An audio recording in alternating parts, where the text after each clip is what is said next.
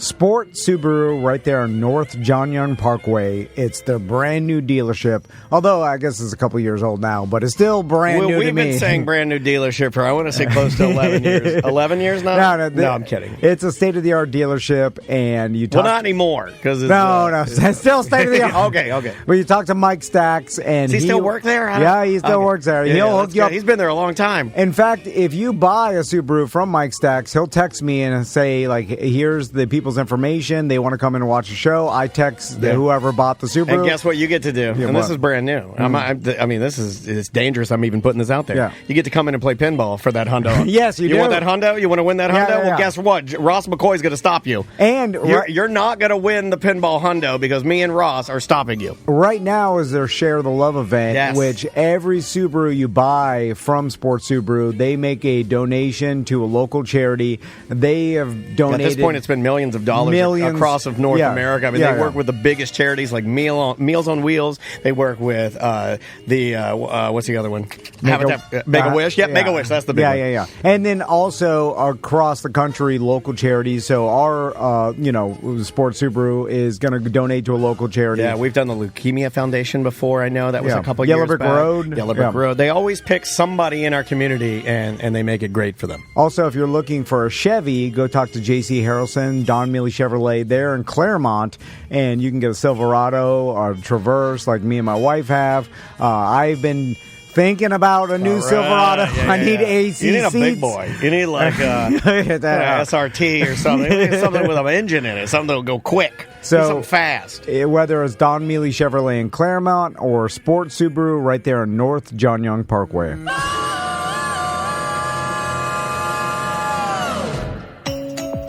Welcome to A Corporate Time with Tom and Dan. I'm Tom. I am Dan. On the couch with us and hanging out with us today, very good friend of the show. We don't know which personalities he brought, but is our very good friend, comedian and podcaster, Mr. Ross McCoy. And winner of the inaugural 2024 Tom and Dan Question Off. Yes. The bringer of the best questions. Yes. Good to see you, dude. How you been? You guys, awesome. Good. We got to hang out a little bit with you yesterday at the... I'll say it, my new favorite theme park. The best theme park in Orlando. And I'm going to put it out into the universe. Absolutely. After hanging out with Mike, Park Director Mike, I am ready to work with Gatorland. They're awesome. That place it is my daughter's... Maisie's obsessed. Just walking around as a regular guy, I say the same thing. Yeah. It is the best theme park in Orlando. It's awesome. Well, huge thanks to Just Call Mo and Mo DeWitt for putting on his Christmas party at Gatorland. Dude, we're Mo, all out there. You couldn't have picked a better spot to have did he rent out the whole park? No, it was just basically he got a bunch of tickets Don't tell my daughter that. I lied and said he rented out the entire park. I could be wrong, but I think there was other people there. Well, don't tell Maisie, because according to her, because she's like, Mo did this? I was like, yeah, Mo did this. Mo's the most powerful attorney in town. Remember, he used to do it at a different lower rent theme park down on the iDrive area? Yeah. And I just happen to know that, they were boning him on the tickets. He would purchase a big block of tickets, and people would show up and be like, "Hey, thanks, Mo," and get a soda and be like, "See you later," and it would just cost them an arm and a leg. And then so I think probably Thebus went to the Gatorland and they got a good deal. Yeah, all right. I will say that if you're a business, always bone them on the tickets, always, because that's how you make your money, right? Is boning them on the tickets. Daniel and I got to hang out with Savannah, which was... that's a long time coming, dude. I know. I hadn't seen Savannah in more than a decade. Yeah, me too. Even though she's been working at Gatorland, we were talking yesterday, for 7 years now, and she is a legit... It's like walking around with a celebrity. It is. At Gatorland. Every single person stops her for a picture.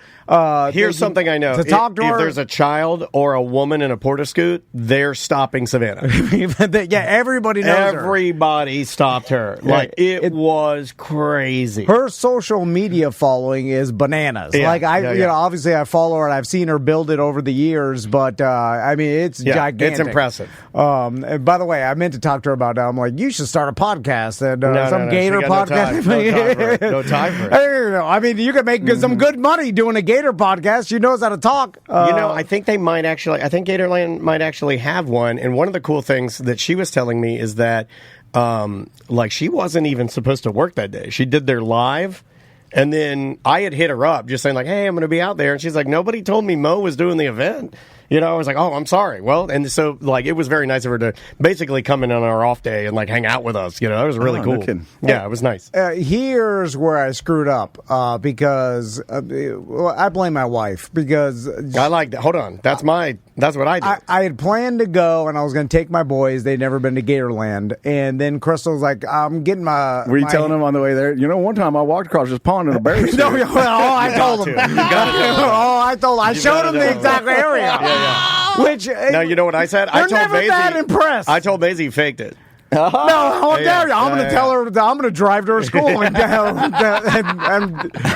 leave a note at the front desk. I did say I was there. I would never do that to you, dude. I would never lie about one of your stunts. I was there that day. He did it for real, but there were like 8 guys with sticks also in the water with him. Were you there that day? Yeah. That was the first time I ever went to Gatorland. Brought my kids. We had a great time. I think I hung out with you because didn't I, and you got a better memory than me, didn't I have the old Vio that eventually went to you, and I was doing a live stream of it, right? Wasn't that one of the first times I was dabbling in live streaming? You know, it's possible. I think it was because I remember you there. I absolutely remember you there because up to that point, we had seen each other a couple of times, and one had been like a Predators game or Johnny's once or twice. Yeah, and then there. And yeah, I totally remember that day. That kind of makes sense then, yeah. And I remember we stood in like there was like an area that was like a pavilion area that was in the center. Yes. And we were there, and I had like a computer set up with a camera so we could try to live stream you walking. Okay. And it was like the first time it's like 05, 06. Yeah, I was trying to... Is that right? I was talking to Savannah about... It's gotta be, yeah. It was on Justin TV. Somebody in the chat... thank you, EJ. EJ hit it, yeah. Oh, that's old. It would have been on Justin TV, which, believe it or not, is now... Restream, I think. Or no. Ustream? Didn't they absorb it? Maybe that's what it was. And then I don't even know if Ustream's around anymore. Don't know. You know what's funny about how... Twitch is, I think, Justin TV. Like urban legends and the telephone game, they spread to a grandiose, ridiculous. I was talking to Savannah, and she's like, "Oh, people still talk about the time because that was before she worked there." Yeah, it was. She was in California. Yeah. We determined that. And but she was like, "Oh, people still talk about the time you walked across the pond with a meat belt." I was like, I didn't have a meat belt. It got escalated. It's just like Billy the Kid. Yes, he was a murderer. Yes, he was a vile individual. But did he gun down 21 guys single-handedly? No, he did not. And I like that, though. Meat belt it is. We got to keep that up. And it seemed like... that's got to feel cool to you, right? No. That the legend is still... Well, yeah, that's right. Nothing means anything to us. It would mean something if it were me. Because the reality was it wasn't that dangerous, and I was just... And there were people in, like, the Gatorland. Yeah. They were in the water with me, like, looking out. I guess I could have stepped on a gator, although it was wintertime, so they're all kind of docile. Yeah. And they're well-fed. They were all up and, like, sunning, weren't they? Or, like, we could see most of them. There was some in the water around, and I guess I could, they could have messed up, and one could have. I mean, the water is doo-doo black. There wasn't no danger. No. I mean, right. I mean, at its least, it's just a horrible thing to do. Like you're walking through turd water, and it stinks. I guess a giant gator could have come over and grabbed a hold of me, and there was got you by the meat belt. Oh man, it would have death rolled my legs off. Yeah. It'd be a different show for sure. They didn't have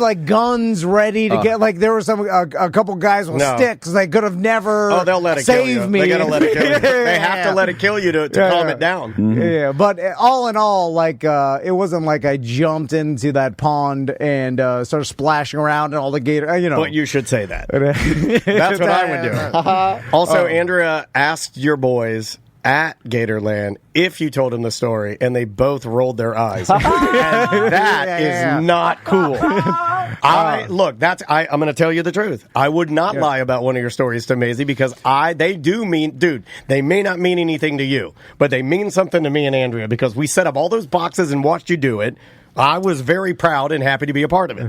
That one my kids saw, but the one that really stuck with them, one time we went to pick up like a T-shirt or something from the prize window, and it happened to be the day you were flying around on the outside of that homemade helicopter around the Clear Channel building. And Death Wish Dan. That one my kid still talks about. That was 100% real. Yeah. I had now. I guess I said I was standing. I was putting the bear suit out, like I was standing on the side or whatever. Right. Was this when you were lying to Catherine Brown and saying that you just stuffed the bear suit with newspaper?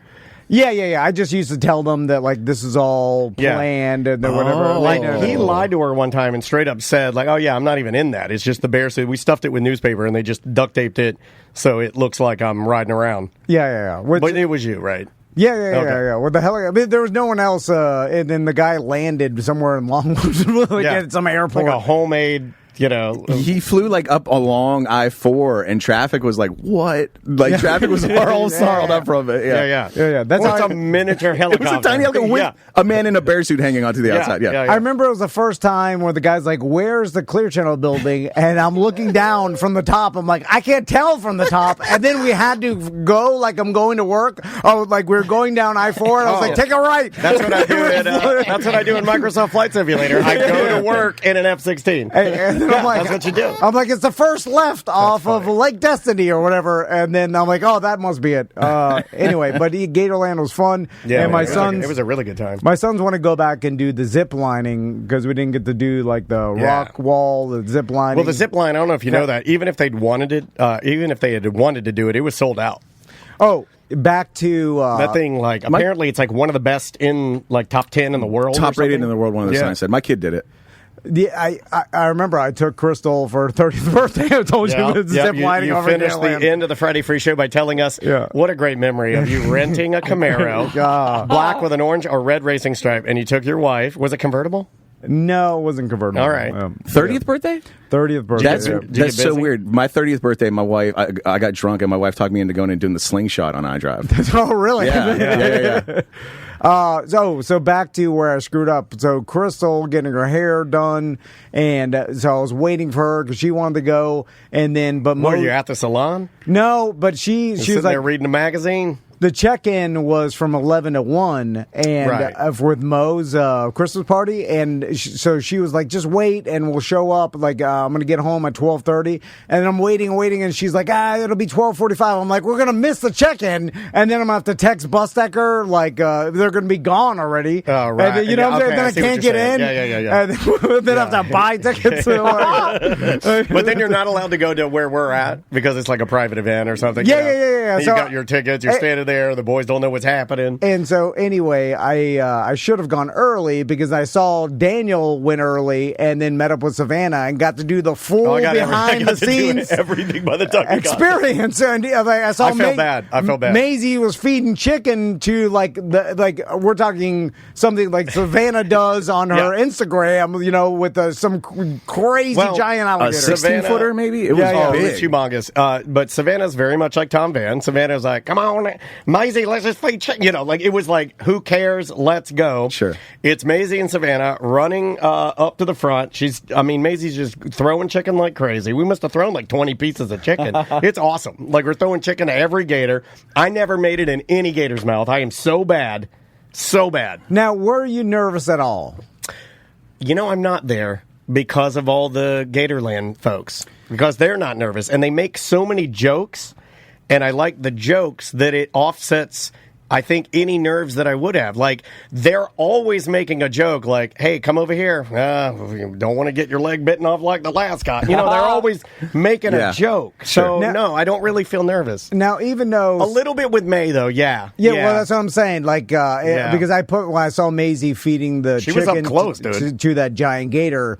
I did think if my sons were in that, even with Maisie and seeing her do it, my nerves, I get a little nervous, which sounds weird, but I don't think it's weird at all. I'm doing the math of Savannah is a professional. She is. But at one point in time, she was a radio professional. Right. And I used to work with her. Right. And all we did is smoke cigarettes. Which really makes her qualified, actually. To me, that's a plus. And did not take it very seriously at all. Even though this could be totally different, I just thought, what if she didn't know that much about the Gators? I know she does, but smoking cigarettes. Like, man, what if you messed up? Like, this is your whole life, the giant gator. There's a range of emotions here. I'd have to, Andrea's in the chat room. I'd be interested to know if she was concerned at all. I really wasn't concerned because the staff is so good. So I'll put that out there. But I guess, a little bit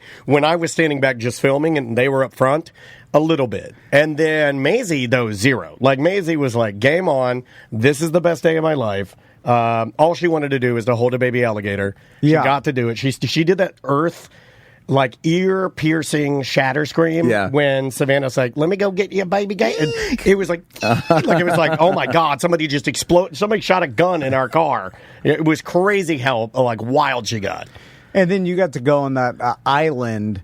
I saw your picture. I was like, I'm missing. God damn it. I'm sorry. No, what are you sorry for? I'm the one that showed up late. That's what the denizens get there early. And they get the early bird gets the pictures. Yeah, we do. We got to go get the special treatment. We got to go out on the 1960s styled, like, alligator Christmas Island, the one that Savannah's always posing in. Like, she's got the beautiful, like, Santa outfit on, Mrs. Claus. And, like, we get to go out there with her family and take a photo. We sent all of this to Andrea's dad.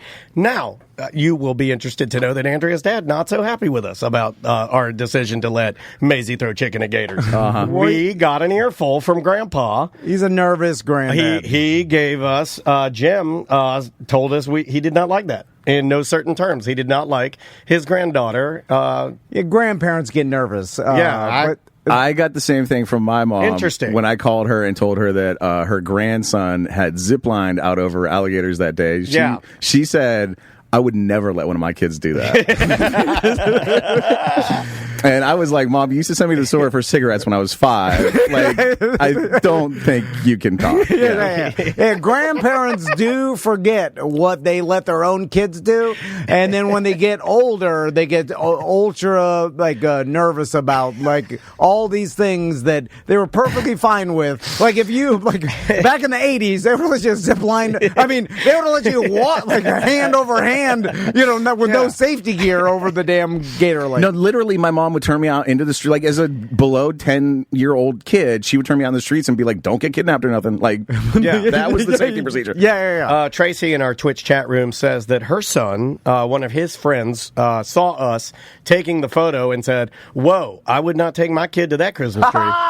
So, like, we were all getting, like, it was the tree of judgment. Like, when you were on the, plus there's, like, the largest, I believe it was the largest animal they have. Well, one of the largest ones. There was a giant crocodile in the photo. It's all on my Instagram if you want to check it out. Just search Mediocre Dan. But it was a massive crocodile. I think his name is Luther.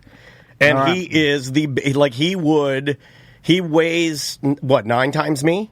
Like, I don't know, 6 times me? Something like more. Something insane. Some of them are the size of cars. Like, this guy he's the biggest animal I think I've ever, been that close to that could literally roll me up good. Did you guys go up to the top of the observation tower? We didn't make it up there. If you go up there and look at the big pond, there's, another 4 acres of pond just full of, 18-foot alligators. They have so many alligators. It's insane. Yeah. They have 230 in that main area.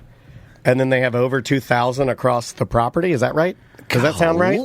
Maybe that's right. I don't know if that's right. So they also have the albino gators, and there's someone in this world with albino gator boots, right? Absolutely. Okay, all right. And how rare are they? I believe it's Coco's dad has those, right? I mean, if there's ever anybody going to have the white alligator boots, it would be the bad guy from Coco, who we all thought was a good guy. Because they won't survive in the wild, obviously, because albino gators will get eaten by other predators because they can't hide. Yeah. And so that's why, when they get in captivity, then they breed them. So I'm sure they've been bred before, and then eventually, after they die, they sell their skin. And you saw the difference in the white gators and the albino gators. It's like the albino gators have a condition where you can actually see the blood vessels in their eyes, so they have pink eyes. But is it leucistic? I'm saying it wrong. That's right. Yeah. But the white gators. They have bright blue, crazy blue eyeballs. Yeah. So the white gators end up being more rare actually than the albino gators. And they have all of them there. And they had a sign up. The one that, they had the 2 across the street from each other. and the one pen was supposed to have two in them, and they had a sign up saying one of them was outbreeding. Oh, really? Yeah. They also have the gator with the one jaw that's missing its top, basically the whole jaw. Jolene, she's awesome. We saw one that was probably like 14 feet long, and it would have been like 18 feet, except 4 feet of tail was missing. No, yeah, really. you get a lot of rescues. And they kind of celebrate the rescues there. Like when you're walking around, there'll be like a star, and then they'll say like, oh, we got, Pops in, this time, and he came to us, and he's missing a foot. I think it's kind of cool. What a great place to go to end out your days, though. Dude, it sounds like you guys missed the best part of Gatorland. Did you guys do Capybara Experience? No. We were going to have to come back for that. Maisie was getting tired. It was so good. Tell me about it. Oh, my God. It's so good. It's, first of all, like, just right now, get your phone out and Google Capybara Experience and see that, like, anywhere else in the world, that's going to cost you from like $100 to $500 to play with some capybaras, like in person. Gatorland, ticket price not included, $12 to go pet some capybaras and take pictures and like feed them hay and stuff. Oh my God, I'd pay double for that. Dude, my wife, like that's all she wanted to do. We got there, and you know how you kind of walk around and then you can see the capybaras and the flamingos from like across the pond? Yeah. She saw them and she's like, what is that? I want that right now. So we went and got like tickets for it. You got to wait like an hour. All she wanted to do, I was like, let's go look at saltwater crocs or something. She's like, no. I just want to stand there and look at the capybaras so we can go pet them. They were so cool. Now, describe what a capybara is. It's a rat the size of a dog, but it doesn't have that weird skinless tail. All right. And look at me. I have the body. Is it a capybara body? I have the body of a capybara. Capybara. I am little capybara Danny. And they have like cute little snout faces, and they basically act like big puppies. Yeah, they're like rodents, like dogs, but they're puppies. It's so cool. Could you get one as a pet? Oh, yeah.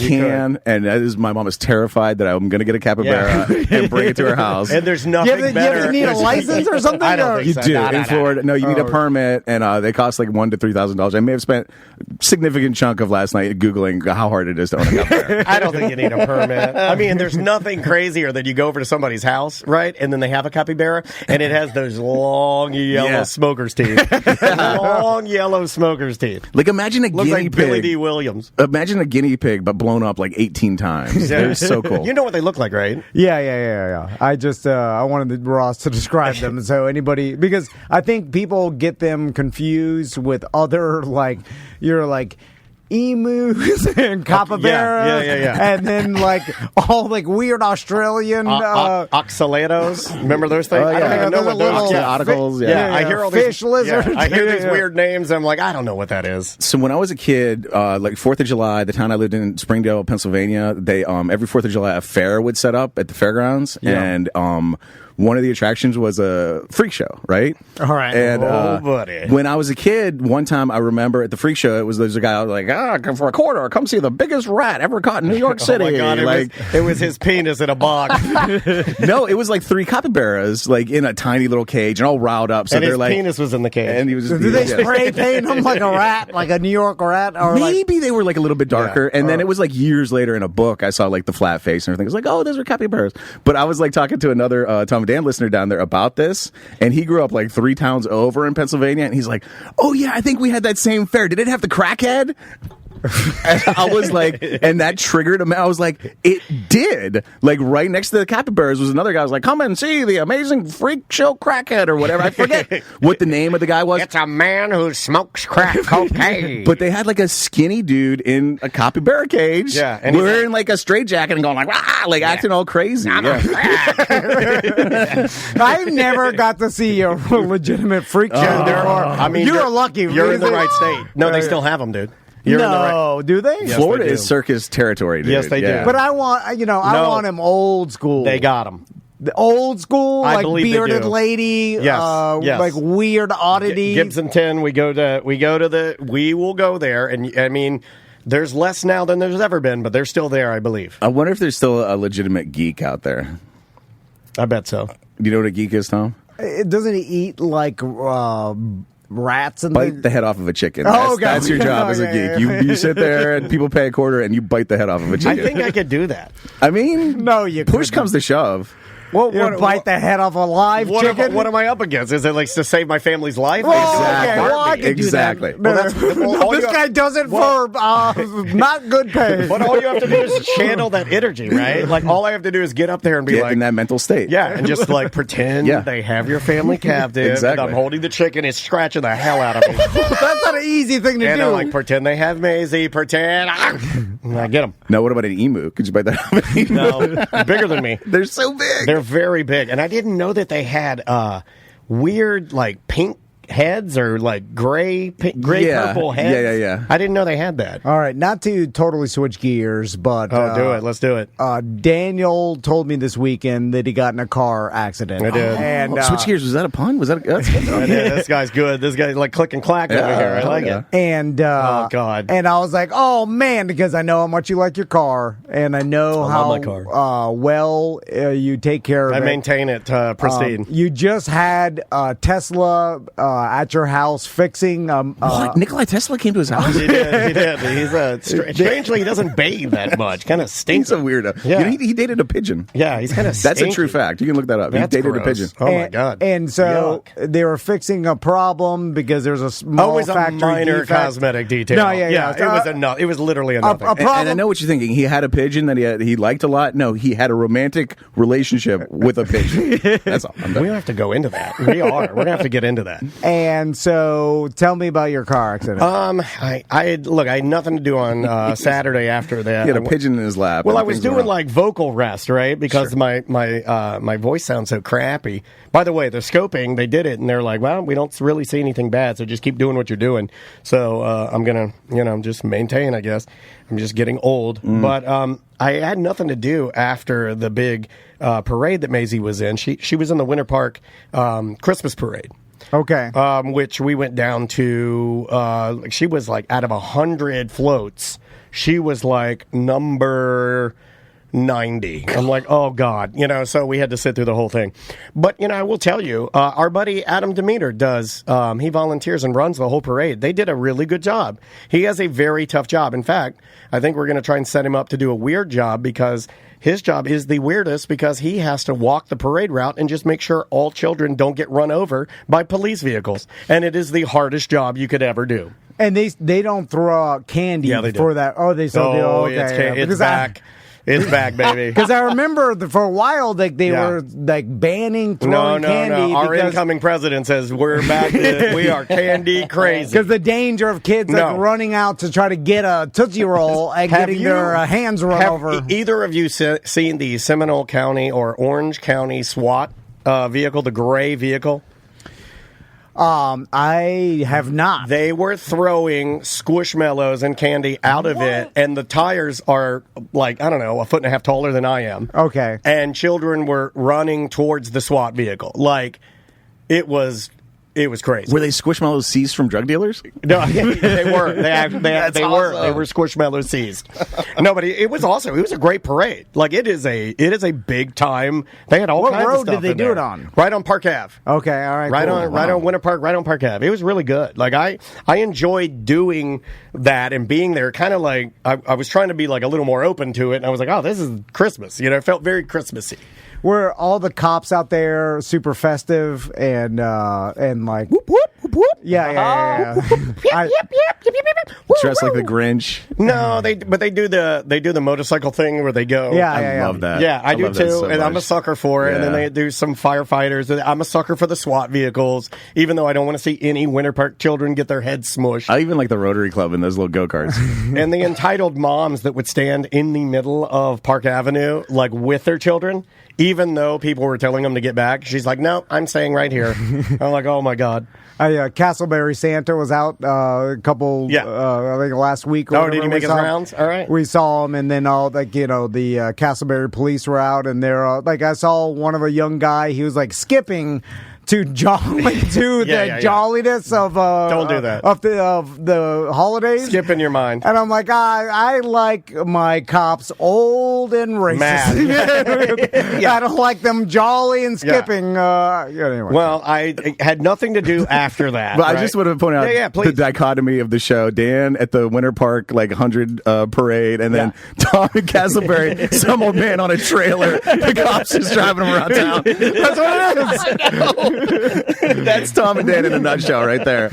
Yeah, that's funny. So I had nothing to do, and when I have nothing to do, I do enjoy driving my car or even letting it drive me around. So I was like, I'll just go get my car washed because there's a bunch of bird crap all over my car. So I'll just run it up the street to the car wash. So I get in the car, I head up there, I go through the car wash. I drive to the Sanford location just because I needed a location to go to, right? So I'm like, I'll run up there and then I'll run back. So I get out of the car wash. Anybody that knows that car wash, it's on Reinhardt.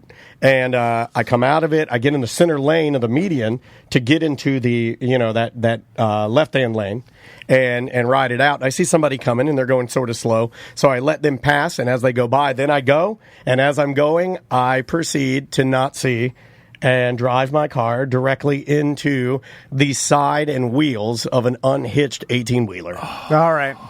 So just the actual truck itself, not the trailer? There was no trailer. Okay. So it was just the truck. There was a younger black guy driving it. He gets out and I'm like, oh man, I was like, you were coming over. Like it appeared to me, and even in the video footage from my car, it was probably my greatest fear in driving. It was like he was coming into that lane while I was coming into that lane at exactly the same time. Yeah. And so we were sitting on the side there, on the road, and I'm like, well, we better pull over here to a parking lot. So we pull over to the little furniture store, and there's a trampoline park there. And the guy's he's being really nice, but he's a new guy. I think it's probably his fourth or fifth day driving the truck. Oh. He was just trying to go get something to eat. And again, I was just driving home.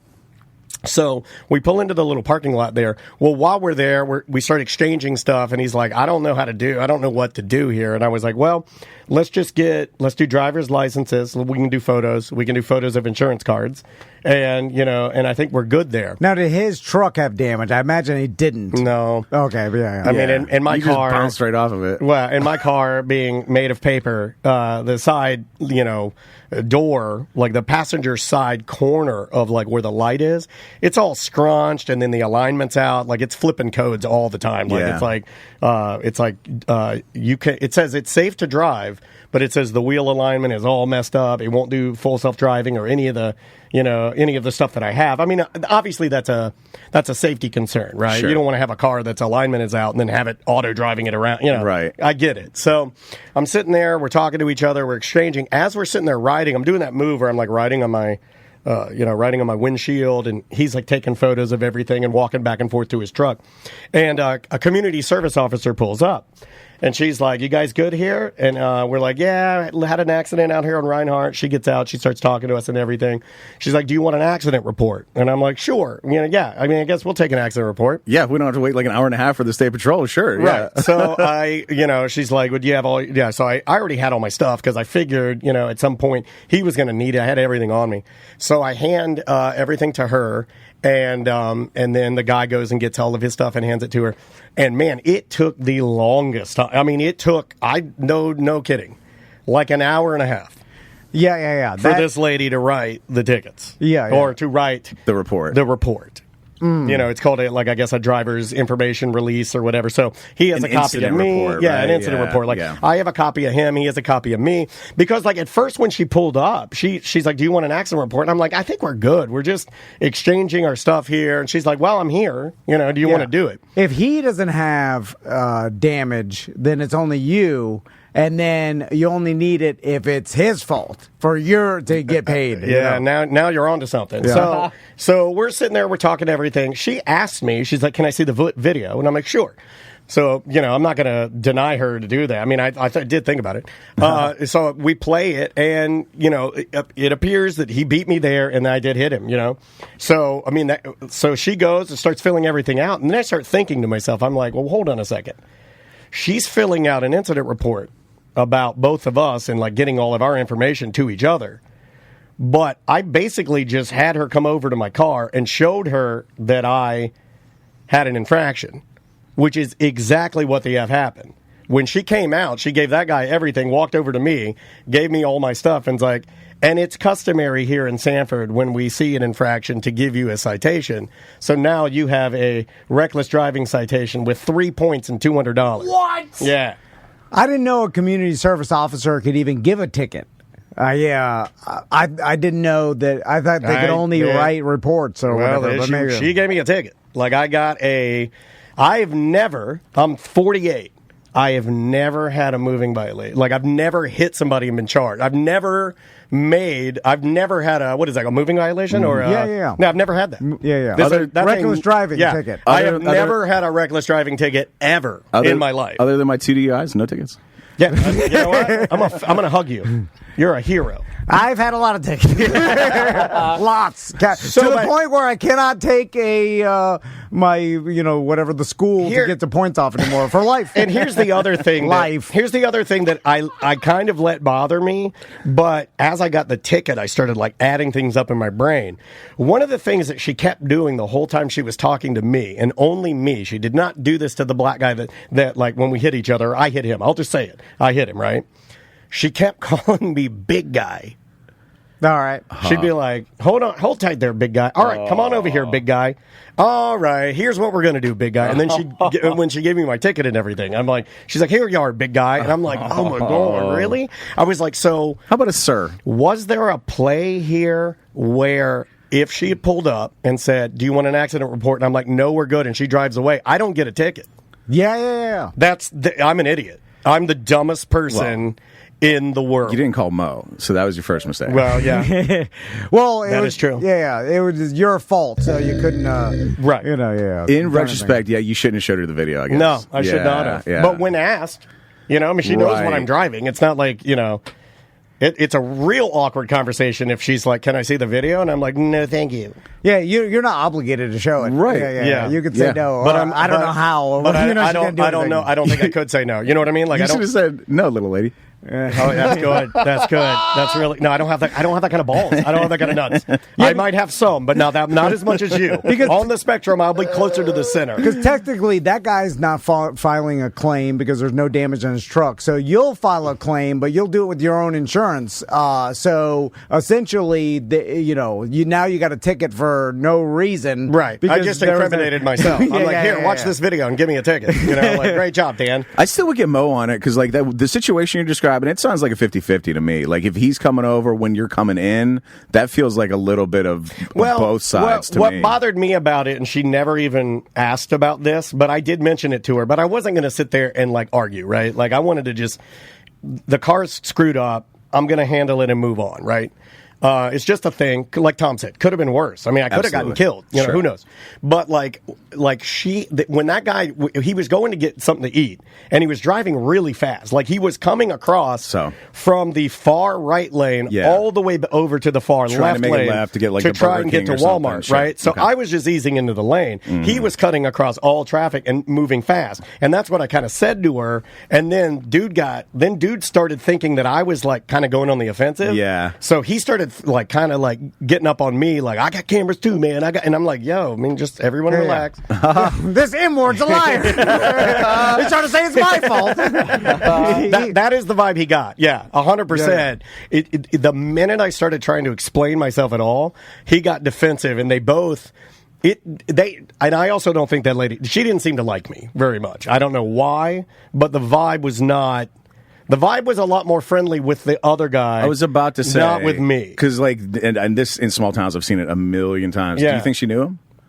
I don't think she knew him, but the rapport between them was nicer than mine. It could have been just he's got a Sanford address on his license, and you got a downtown Orlando one, and it could be that big of a difference. It did sometimes. Seem weird, though. Yeah. But, it is what it is. If I'm the community service officer, I'm seeing there's a blue-collar trucker, and then I see this young punk with tattoos and a Tesla zipping around town acting like he owns a place. I like that. So Who the hell do you think you are? I'm siding. with the blue collar trucker and not this tattooed M word that being a passive aggressive to me. I was not, man. If that was the one thing that the only thing I was probably proud of the whole day, I was able to make it through the interaction with the guy and the pseudo cop, and there was zero jokes, and there were zero, like, it was as straight. I played it as straight as I can.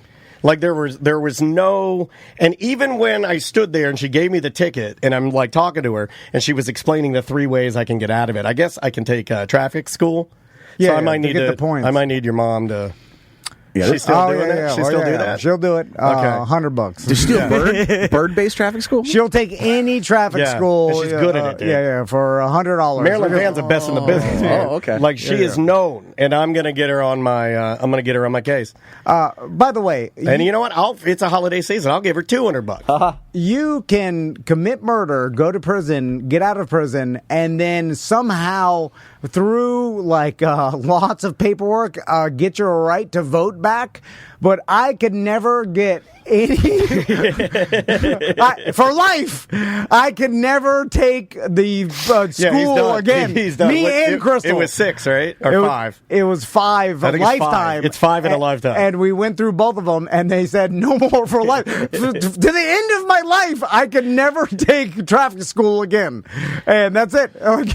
People can get firearms back, over enough time. Like, our justice system has made rules that will allow that people to get their rights back. Yeah. Not me for traffic school. No, you're never not. again Never for again. life. Yeah. I still can't believe that. It happened a while ago. Yeah. Anyway. So if you chalk up, how many points do you have left on your license now? Do you know? If you hit the max, what happens? You just can't drive ever again for your life? Well, the points will go away. They disappear after a while. But now I can never get them off again. You just can't get them knocked off. Yeah. Gotcha. Like his driving record now is fine. It's just if I get any more points, I can never take the school to get them off. Yeah, it's called scared straight. So wait a minute. No matter how much time, like 20 years, we should change that law. Like, after 20 years, I should be able to get 1 or 2 more classes. How many points can you? Okay, so it's 3 points. If you take the school, it takes 3 points. So right now off. You're good. I don't have any points. So how many points do you have to accrue to lose your license? I think it's 10. Something like we that. need to get you sitting on 9, buddy. Yeah. we need to get you as close as humanly possible. Living on the edge. Yeah, man. So when are you going to get your car fixed? Because I thought about this. I was like, this is going to drive you crazy. I've already given it to God. And then they're never going to be able to fix it back perfect, and you're going to have to buy a new car. I already talked to Andrew about that. I got to buy a new car. It's ruined. It's like literally ruined. And if you saw a picture of it, it is not ruined. I'll show him. I'll send it to Ross so he can see it. It's basically some tire smudges and some cracks. It's a lot worse than the other one where I just backed into something. I mean, here's what we need to talk about. Here's the issue that you're missing. Yeah. I'm so old that I have no business driving anymore. If that car, and the first thing my wife said to me, and the first thing my business partner said to me, were exactly the same thing. His was via text, hers was via phone call. Andrea and Tom's first thing they said to me when they found out that I hit somebody was, "You were driving, weren't you? It wasn't the full self-driving." And you know what? It was me. And had it been full self-driving, it wouldn't have happened. Is that what you wanted to hear? Yeah. Is that what you want? Well, I knew the truth already. As soon as you got an accident, I was like, well, it wasn't the car because that thing is good. It wouldn't have done it. Like, as much as I use full self-driving, Ross, I promise you, had I been using it, it would not have done that. It wouldn't. And it angers me. It makes me very angry because all I had to do is just hit the button. Do you think, and this is something I've noticed in myself that I try to fight, and other friends with really sensor-laden cars, do you not head check as much as you would in an 83 Buick or something? I do a lot of head checks. I still use my mirrors. I don't even really use it's got cameras all over it. Right. I still use mirrors and everything. This was just This was just Saturday This driving. guy came out of nowhere. He blindsided you. my You got to attorney. get This you is got my to get attorney Mo right on this. I think Mo is going to find some fault in here. And I Yeah. don't, by the way, public service officer in Sanford.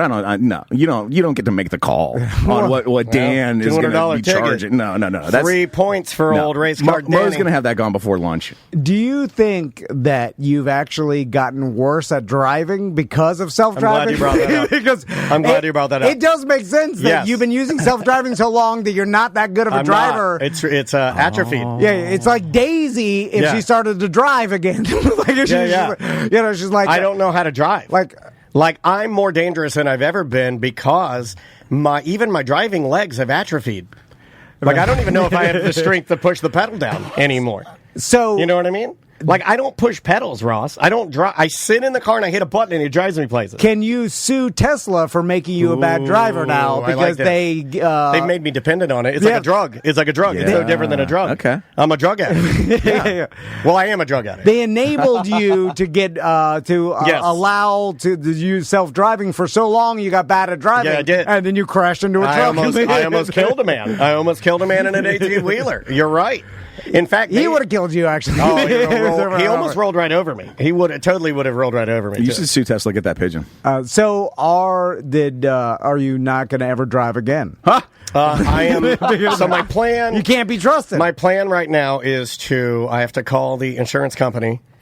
Well, I did it online, so I guess that part's done. So now I got to get the estimate, and then once it is fixed to the best that they can, I will never drive again.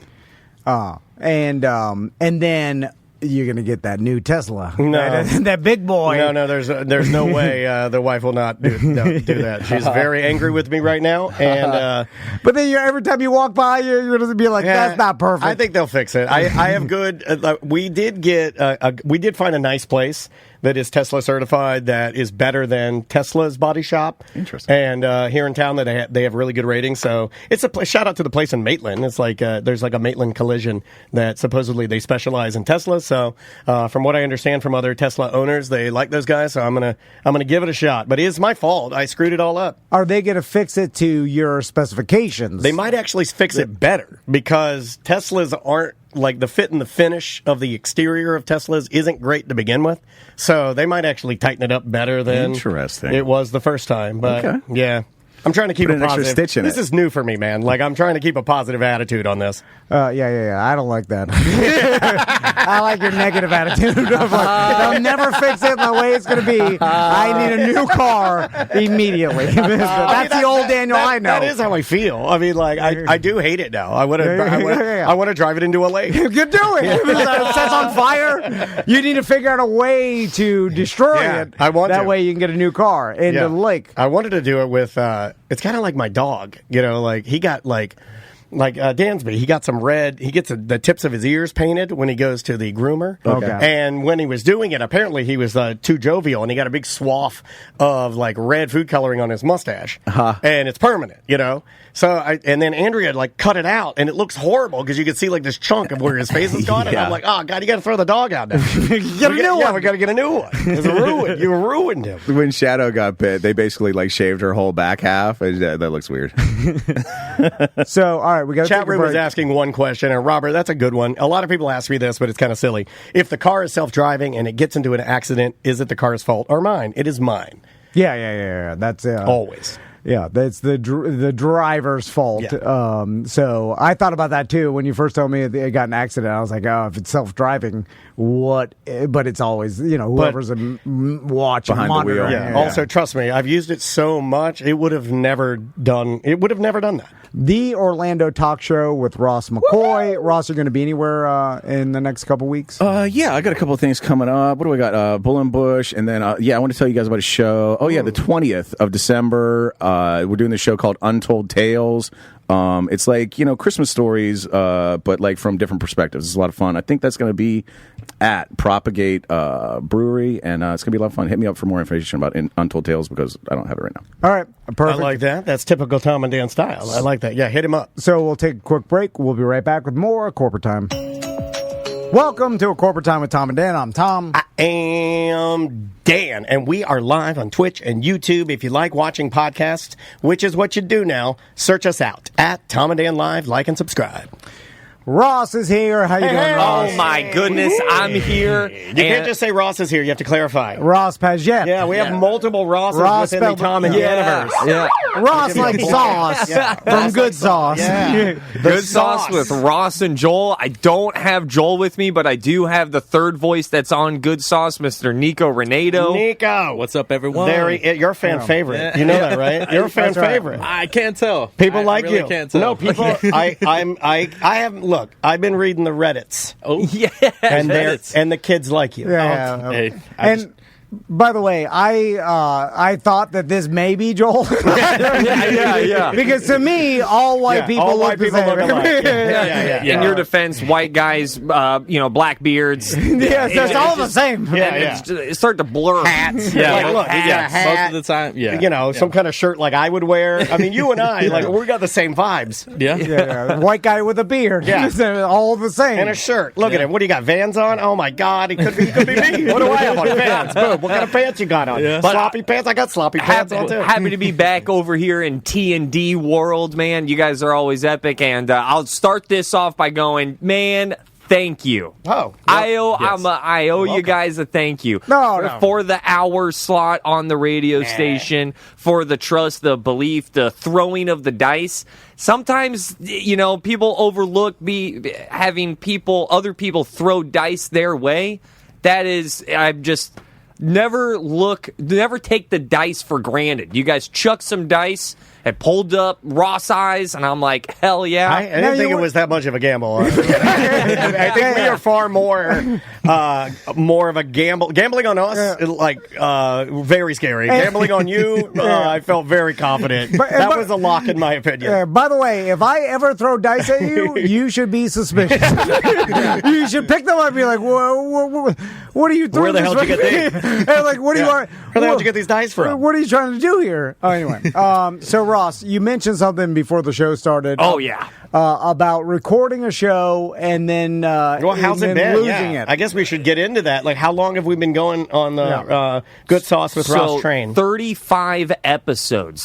Today, we recorded our 35th episode, and we were rocking. We were rolling. There were magical moments throughout this entire audio recording. My dog took a dump in the kitchen. Yes. And you got to see it on camera and in the audio. You can feel us go, what is that? Right. Did you? Yeah. We both thought each other took a dump in each other's pants. Who is that? Yeah. Now, in the kitchen, huh? in the kitchen. And you guys look at me that, this guy's a heartless monster that doesn't like pets. And I'm looking at you guys, the pet owners, and telling stories about your dog defecating in the middle of the place you make food. We love it. Yeah. We love it, man. And it is disgusting. I love my dogs so much, but I will tell you, you're onto something. Yeah. You do go through phases, right? I feel like, and he's just in almost a very semi-permanent I hate dogs phase. But that is that's a hot take, though. To be, I would take that to the grave if I were you. He feels like it limits his family's adventures, and he's not wrong. No. You know, I mean, I see that. Yeah. I see that argument. I don't want them pooping in my kitchen. Yeah. I don't want to have to give it expensive medical treatment. With all these things. I got you. So anyway, you had this magical recording. The dog pooping in the kitchen. The That is pretty audience loves magical. that. Yeah, They you would love need that. poop. I don't Oh, write you that make down. It was hilarious. And then you do the thing where you play it forward and backwards where the poop is going in, and we won't get too graphic, but you do like slow motion, Stop you put motion, you do a meme, and then you produce a coin. You do like the Haktua coin, and you do that. You do that, but with your dog, and it's just a picture of your dog. But right when you promote it, you sell all your Yeah, you got to shares. rug pull hard. Yeah, you got to rug that's pull what you hard. gotta do. Inside, and then maybe me and Tom, when you give us a couple tokens, we're insiders, right? Yeah. You're leaving us in there. We show up, in the, when CoffeeZilla comes and he's like getting us good. We're like, yeah, it's not like that. It's not like that. Pump we're like it. yelling, yeah. Pump it, dump it, pump it dump again. it. In fact, you know what? When I was in college, my favorite thing was pump it and dump it, and now I'm a 48-year-old man and I want to pump and dump again, but it's different now. So what happened, Ross? We go ahead, we are done, episode 35, and then my little screen on my podcast editor just says, file error. Grab the SD card, through to my computer, no file. Yeah. Awesome, this is so cool. So now we have to feed my dog more food, I guess. I don't know. So right before I left, I realized I had to come to grips with all right, we have to re-record everything all over again. Now, Oh, God. And I'm sorry. I have a question for you guys about that. Yeah. Because I know you guys have walked into that. You've Yes. recorded an episode and went, oh, what? Oh, man, he's going to surprise you. I still have a number. Do you know my number? I've got an audio elf. Let's talk about the audio elves. Let's talk about audio elves because they're very rare. I don't normally talk about my true being very much. I normally just kind of flow with human ways. Yeah. But I'm not human. See, I'm an audio elf. The audio elf, his power is super anxiety. Yeah. Keeps me up all night. Elves don't sleep. Yeah, he's there shaking Too like scared- a too tiny scared to pee-pee sleep. dog. Pee-pee dogs, they shake all the Yeah. time. They're nervous. Why are you so nervous? You're sitting in your living room. I also poop in the kitchen. You don't understand. A door just opened. It's like it was crazy. It was big. It was insane. There was a sun out there. It made wind. And he's so anxiety-ridden and nervous about the possibility of Do you know the losing number? audio. Do you know the number? That he's got so many redundancy systems that we have never lost a show. No, we Really? have two. Oh, two? Oh, We have okay. two. Lost two. We've lost two shows. So, all right, now question. Segments, not shows. We've Segments. never. He's right. We've never lost a That- show. because I remember- he's right. We have never lost Well- a show. We've lost segments. I should paraphrase. One time we recorded like a 2.5 hour Friday free show, and it got same thing happened. Like file corrupted, the system shut down. That'll happen. And Daniel and Joe, right? Yeah. Dug through The code. We the did. redundancy of some system that again Audio Elf set up years ago. Short of the long is We found it. Here's the short of the long. GarageBand is a really bloated program, but it does have these weird redundancy system kind of things that are built in. So you hacked a mainframe. Well, in the background, it was running and recording. You just couldn't see it. So once I was able to access the area of my computer that had that, Oh, Lord. I got the files. Now, what I do now is I run. He's right. I have this guy is just audio only, and then this guy right here is running a separate video channel of the same audio somewhere else. So when that, pointing at other little people. there's a bunch of elves in here. I don't like to name them, because it's just people get confusing. They're also from the Ukraine and they have weird names. So like for me, it's easier just to put Dan as the face of the elves and then just kind of roll with that. And it's hard to put anybody from Ukraine to work right now. I know. You know? It is Get hard. back to work. You feel bad. You feel bad saying that. But then you also understand that they are a hardy people. And then I also think, why are you here? You got a country to defend. Yeah. Come on, Ukrainian. And they are the audio most elf. beautiful elves you will ever see. Stunning. And their OnlyFans are Menifee. So, But my question though is that when you guys lost Dan, when you lost those episodes, or you had to go back, make another episode. Yes. Did you walk into the same topics, or did you just re-record an entire?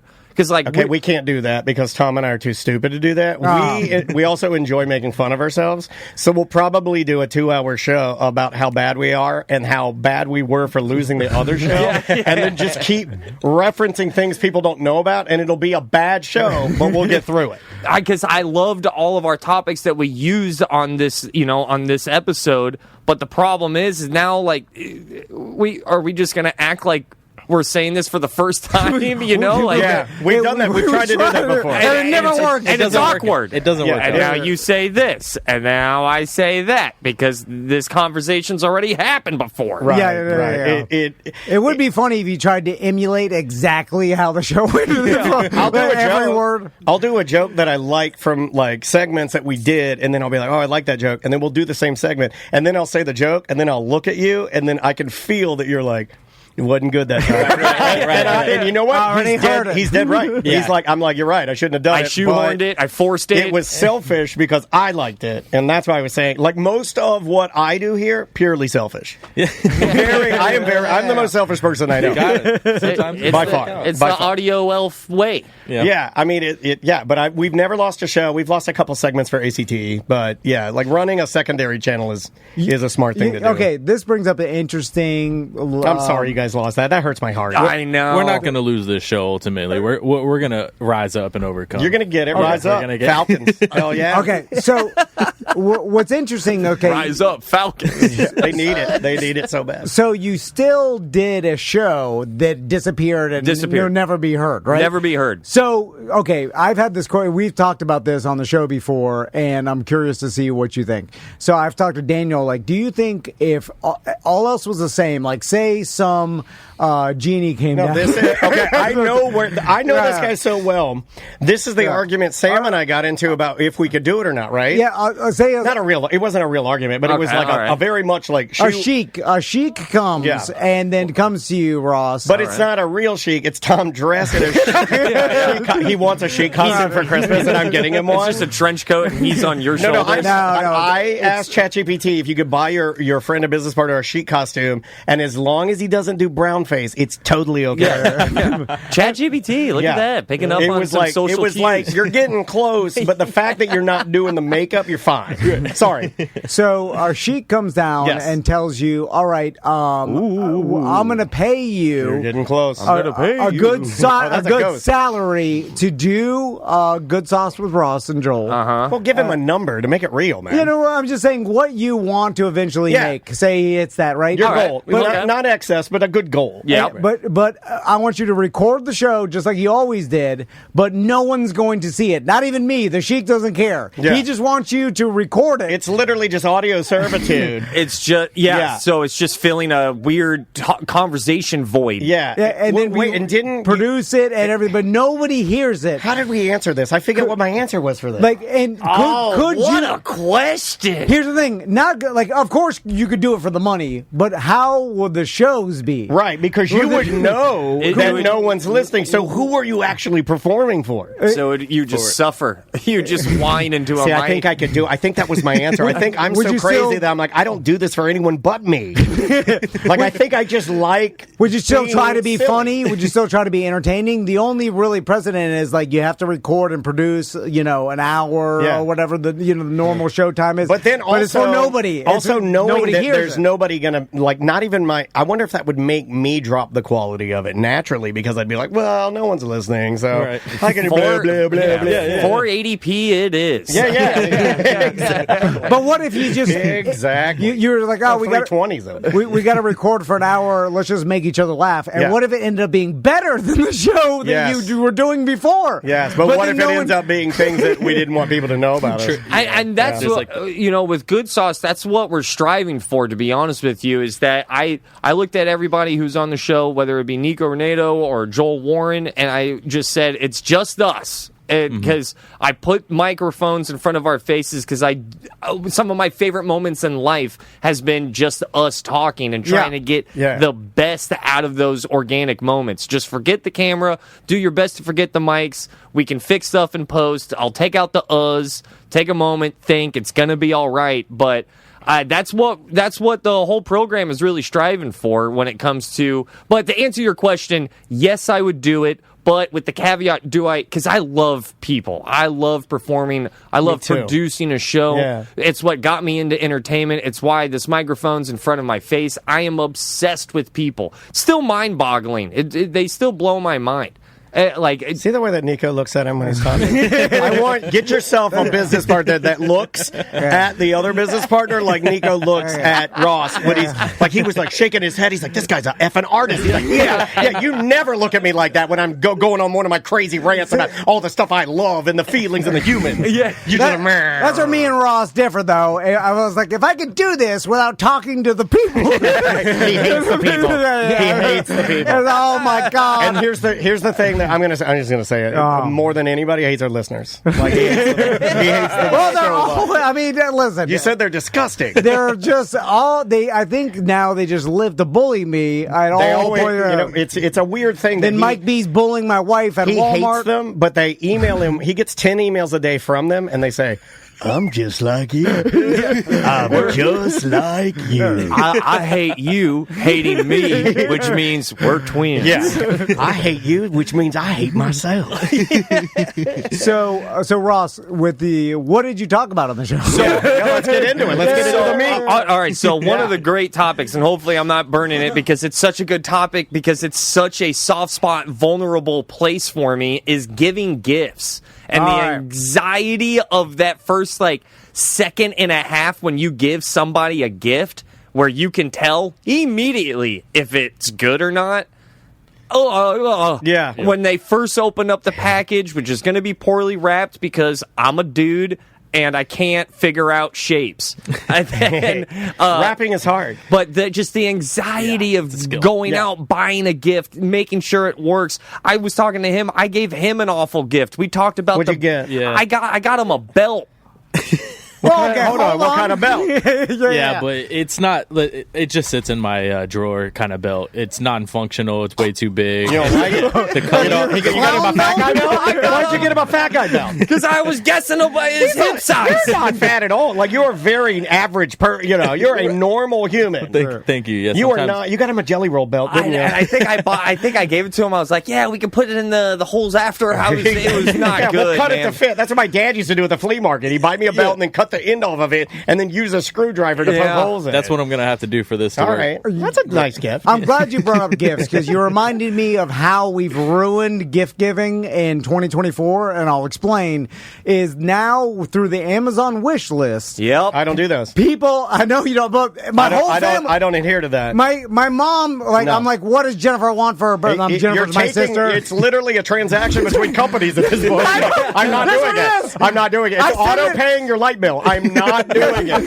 That's what happens. So my mom. I might be an old little M word, but I'm not doing My that. mom sends me my sister's wish list, no, sir. and then I'm just like, okay, and then I click buy now, and then I'm like, what are we doing No, here? I'm not doing you that. just send me what she put on her Amazon I'm glad you shopping mentioned cart, that. and I bought it. I was like, this is a nothing. Yes. So well, just let's do nothing Yes, then. you Let's are. make our own gifts for each knows. other. Something. This is just nonsense. Yeah, literally a kiss and a hug would be better. There's that, and then there's the other way, which is being thoughtful. That's hard. And that's tough, too. So I'm either going to feel and suffer from I guess I'm just an errand machine who's just taking off a to-do list off of an Amazon wish list. Yes. Or am I going to sit there and be like, oh, God, what does she like? Right. I don't know what she like. She's crazy. It's so hard. But that, I mean, Andrea reminded me, you'll be proud of me, I did a version of yours. We would get together for the family, and we would all just give each other. It'd be like, I'd bring a gift card for somebody, and they'd bring me a gift card. I'd be like, we're literally just giving each other different $20. Right. I looked at Andrew, I go, I'm not Swap it. doing this. I'm not getting him Home Depot, and he's getting me Lowe's. I'm not doing that. We're done. We're done with it. And then she talked to everybody, and then, you know what? It was met with no friction whatsoever. Everybody's like, oh my God, we didn't realize. You know what? Yeah, It's done. And they were were- like, you were right. We're done. And I was like, yes, thank you. So that's a little variation to you. well, that's why I like Chris. What is it?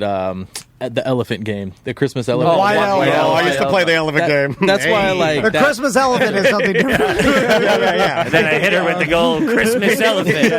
You got the puncher in the back of the snout. Something. The whole thing. Right in the Horton, here's a who. It's got to be weird. Okay. Like when you walk, Jelly Roll walks in the door. White elephant, Yeah. right? I got it. It's got to be hard for him. Got to be hard for him. Here's the Give him. What is it? Give me $1. Or what was the song? Something. I need help. actually. I'm sad, depressed, and country. Yeah, give me some help. I eat my boogers. The problem is thinking about a thoughtful gift for everybody in your life Too so hard. It's too impossible. hard. It's So too hard, hard. dude. When I don't, Wife and son. That's all you got to do. if Right? Jesus was born and he knew about this, I would think he would be a little upset. He's trying to get everybody to chill out, and now everyone, my ass is about to break out in acne via stress on. Yeah. And then to make things even worse, dude, my wife born in December. That's another topic. Shout out to all the December babies. Just know everyone doesn't like the timing either. Yeah, even the person that gets it, I know a couple guys that have that. And they're like, kind of effed my Christmases every year. Every year. I got the jackpot one as a junior baby. I had like the 6-month like big ticket item. So it was like you could get a PlayStation for like your birthday and then get a game for Christmas. Yeah, twice a year. Yeah, that's pretty dope. Yep. Can I give you another elf, audio elf thing? Yeah. I was actually sitting here while all of you were talking. I had a mini anxiety attack as audio elf because I thought to myself how horribly funny and terrible it would be if we lost this show. Yeah. So that would be awesome. I had a miniature heart attack. I had literally had a tiny heart attack. He sees me do it all the time, like, and then I come back into the show, and then I kind of act like I'm part of it again. But you guys saw me die and come back. Right. Yeah. It's like when you throw up at a party and you come back to the party feeling brand new. Then you give me that Miller Lite. I'm going back in. Back to gifts. Also, I know some super thoughtful people. Andrea's kind of like this because she's always preparing. Extremely thoughtful. I'll generalize real fast. Women are so much better at gifts. They're so they you know why? Because they care and they remember and they're give a thoughtful. And now I'm over here like, let me just level grind in Diablo 4. You know? You got a new babe. I have a baby. I don't think we're buying them anything. But that nurturing quality, I bet you see her with him give. Like that's the thing, right? Yeah, that's the gift.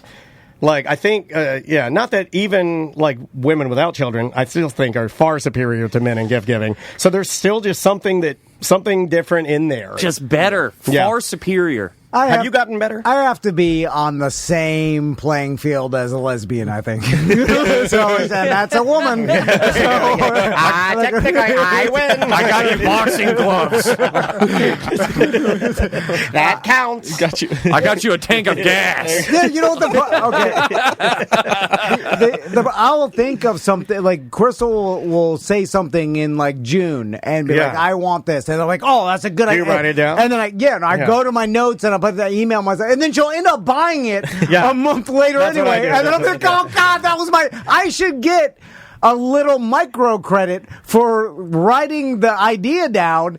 And I get nothing. So, she bought it, and then that was a good one. Okay, so then now I have nothing. You take a picture of the item.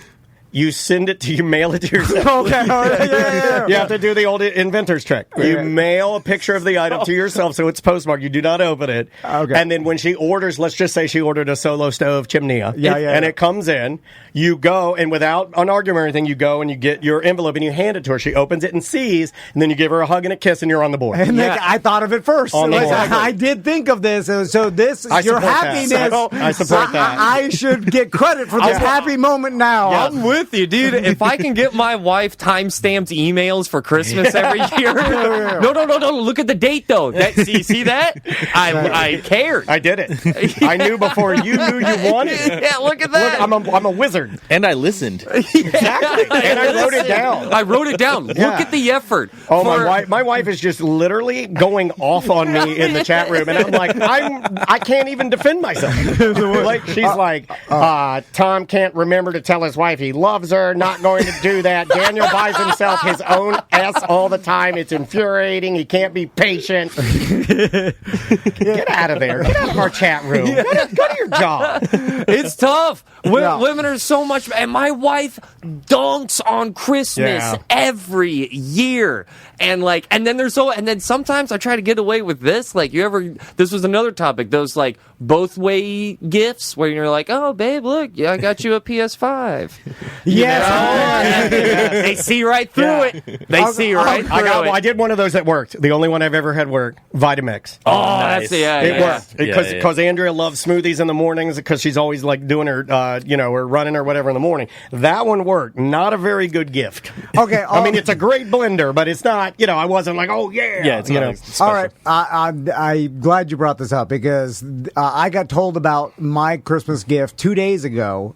Because do I know? No, because Crystal was super paranoid that I wasn't going to like it, right? Oh, yeah. And so then now she tried to pull me. Isn't Christmas fun filled with paranoia? Okay, please tell me you got the 50-piece Skibidi toilet deluxe set. No, I keep she has stress acne as well. Have you seen that? The 50-piece deluxe Skibbity toilet set at Target? I want that so bad. It's got 50 Skibbity toilets inside. Now, so my wife is also a thoughtful person. Yeah, you know what? some would say one of the most thoughtful. She's a great party planner. It's like giving Elon Musk credit for being a business genius. It's like it's your autism that's causing you to be so smart. So you can't just causing say other things too. Anybody could do this. Your brain is wired. I'm just saying, you are wired away. Women's brains are wired more emotional, so that makes them better gift givers. Yeah, you know what I'm saying?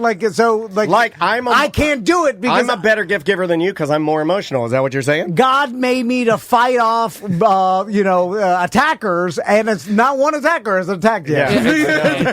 So I'm in the society. I'm useless. Well, you have to be successful to be attacked. No, I'm just saying, like all my, how my brain works as a man is useless in this society. I don't have to build anything. I don't have to get food for my family. Well, what was your gift? What was your gift? Are you going to tell us? Yes. And this. Oh, dude, that was a pivot right there. I haven't get. I got it back on.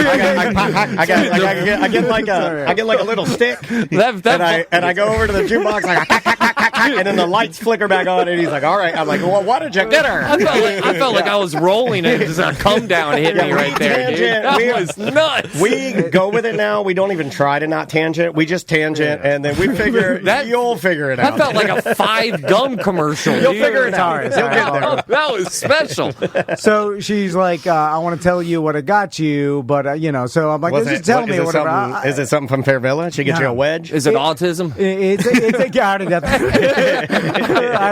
So, oh my God! I hope it's something running. It's a gift that is like you described. It's a little for her too, and I'll explain because she's like, we watched the Ricky Gervais comedy special like maybe a month ago. Okay, I got you a Ricky Gervais fat suit of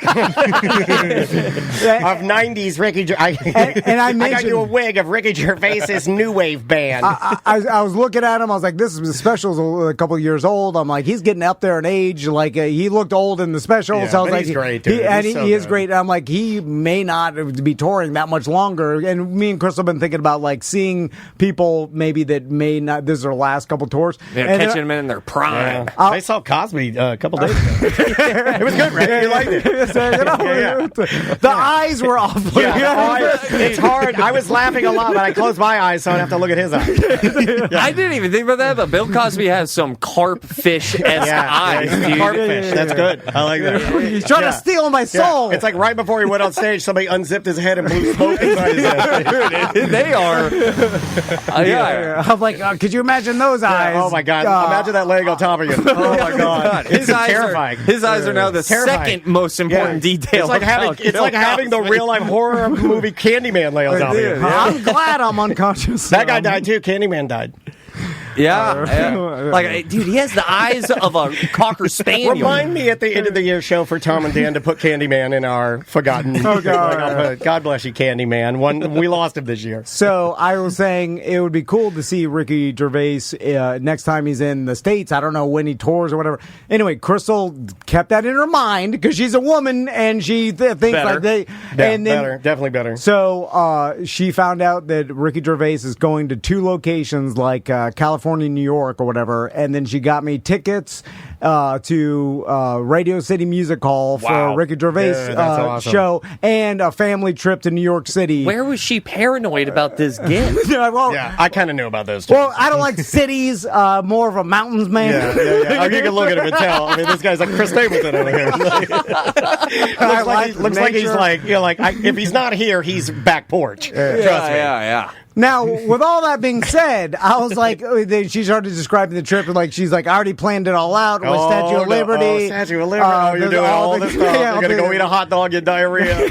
I Heart New York shirts are on the way. And then I'm like, John Lennon glasses, Abbey Road. I appreciate. I'm like, I like this. I'm like, it's cool. So we'll show the boys New York. If it was just me and Crystal, don't want to go with the boys. I'm like, I'll go. And then seeing Ricky Gervais would be cool. Anyway, but I'm like, well, this is good for her too. She likes this. Like she probably likes it more than you do. yeah. And then I was like, way more for her, dude. This is like the equivalent of me buying Andrea a Tesla. So I'm like, here you go. So what do you think? my argument is I should get credit for this gift to her, since my gift God is damn it, also. I agree with that. I actually agree with so that. I shouldn't even have to get her anything. Dude, This it's should be not coming from her money. It's coming from your money. Oh, yeah. That's what I'm saying before everybody starts villainizing me. Yeah. And by the way, we Slow down, everybody. we've been married, so everything's 50-50. Yeah. Hey, we're gonna have to Look, split we're everything. not splitting everything, or I'm killing everybody. My- That's not. We're not. We've been together so long.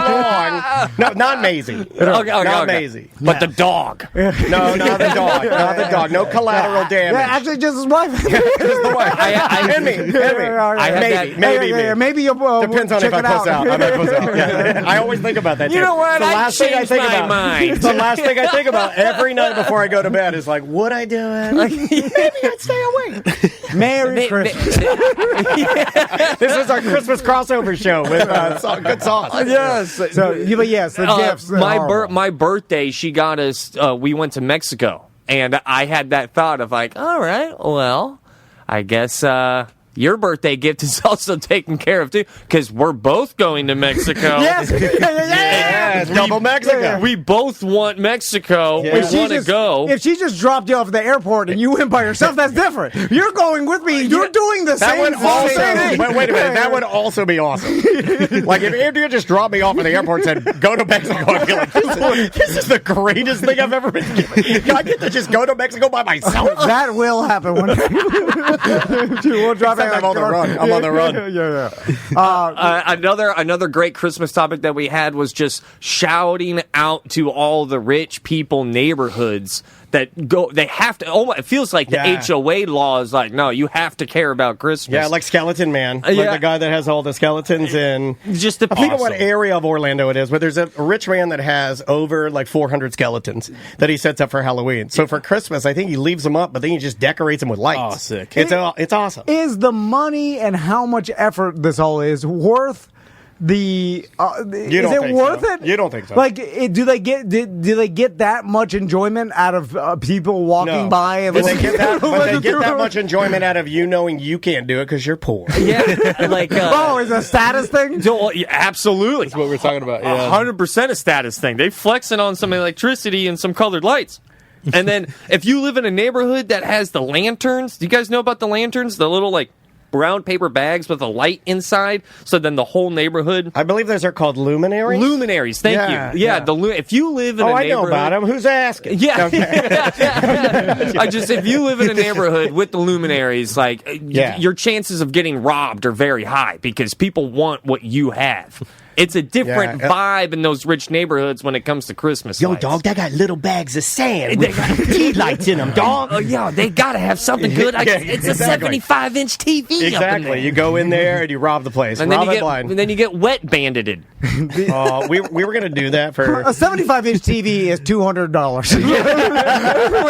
It's not even worth it. Yeah. And after you buy it, what is it? $89? So like, the used 75-inch? What would you say, Ross, is you think, like, if you had to, like, in your opinion, give me what you think your best gift to your wife has been, what would you say it is? That I've gotten her. If you can say it. Like, it might be something super personal. I'm not trying to get in your business. I'm just saying, Okay, so it's not the fragrance. I bought essentially a half gallon of perfume. That's dumb. a lot. Yeah. that is a sizable amount of parfum. It wasn't the small one either, so that one sucked. Ooh, boy, what is the best gift? It was one of the first gifts that I got her, which was a jaybird, like a blue jay necklace. Oh, okay, that's good. I thought you got her a Jaybird sprinkler. I got her an old Jaybird Anderson Sanders. You're not going to get a better sprinkler. That's not a city man right there. Yeah, and I didn't go Walmart brand. I went Jaybird. What'd you get? Half spray, 3/4? What? Tell me. What's the girth on that spray? First thing you're going to want to do is reach in there and take out that little environmental friendly little. Take that out of there. We need to get all the flow. I would say though, God, see, even then, because she doesn't wear that necklace hardly anymore. And jewelry is one of those things that I feel like you can only hit that drum maybe like 4 or 5 times before you start getting the, Oh, cool. I'm asking my wife Another what one. my best gift I gave her was. God, And I want her to be honest, but I bet it'll be disappointing because What about the pants with your face on? I did yoga pants with my face all over it. Now that seems like a pretty bad one. I did that one. I did. What else have I done?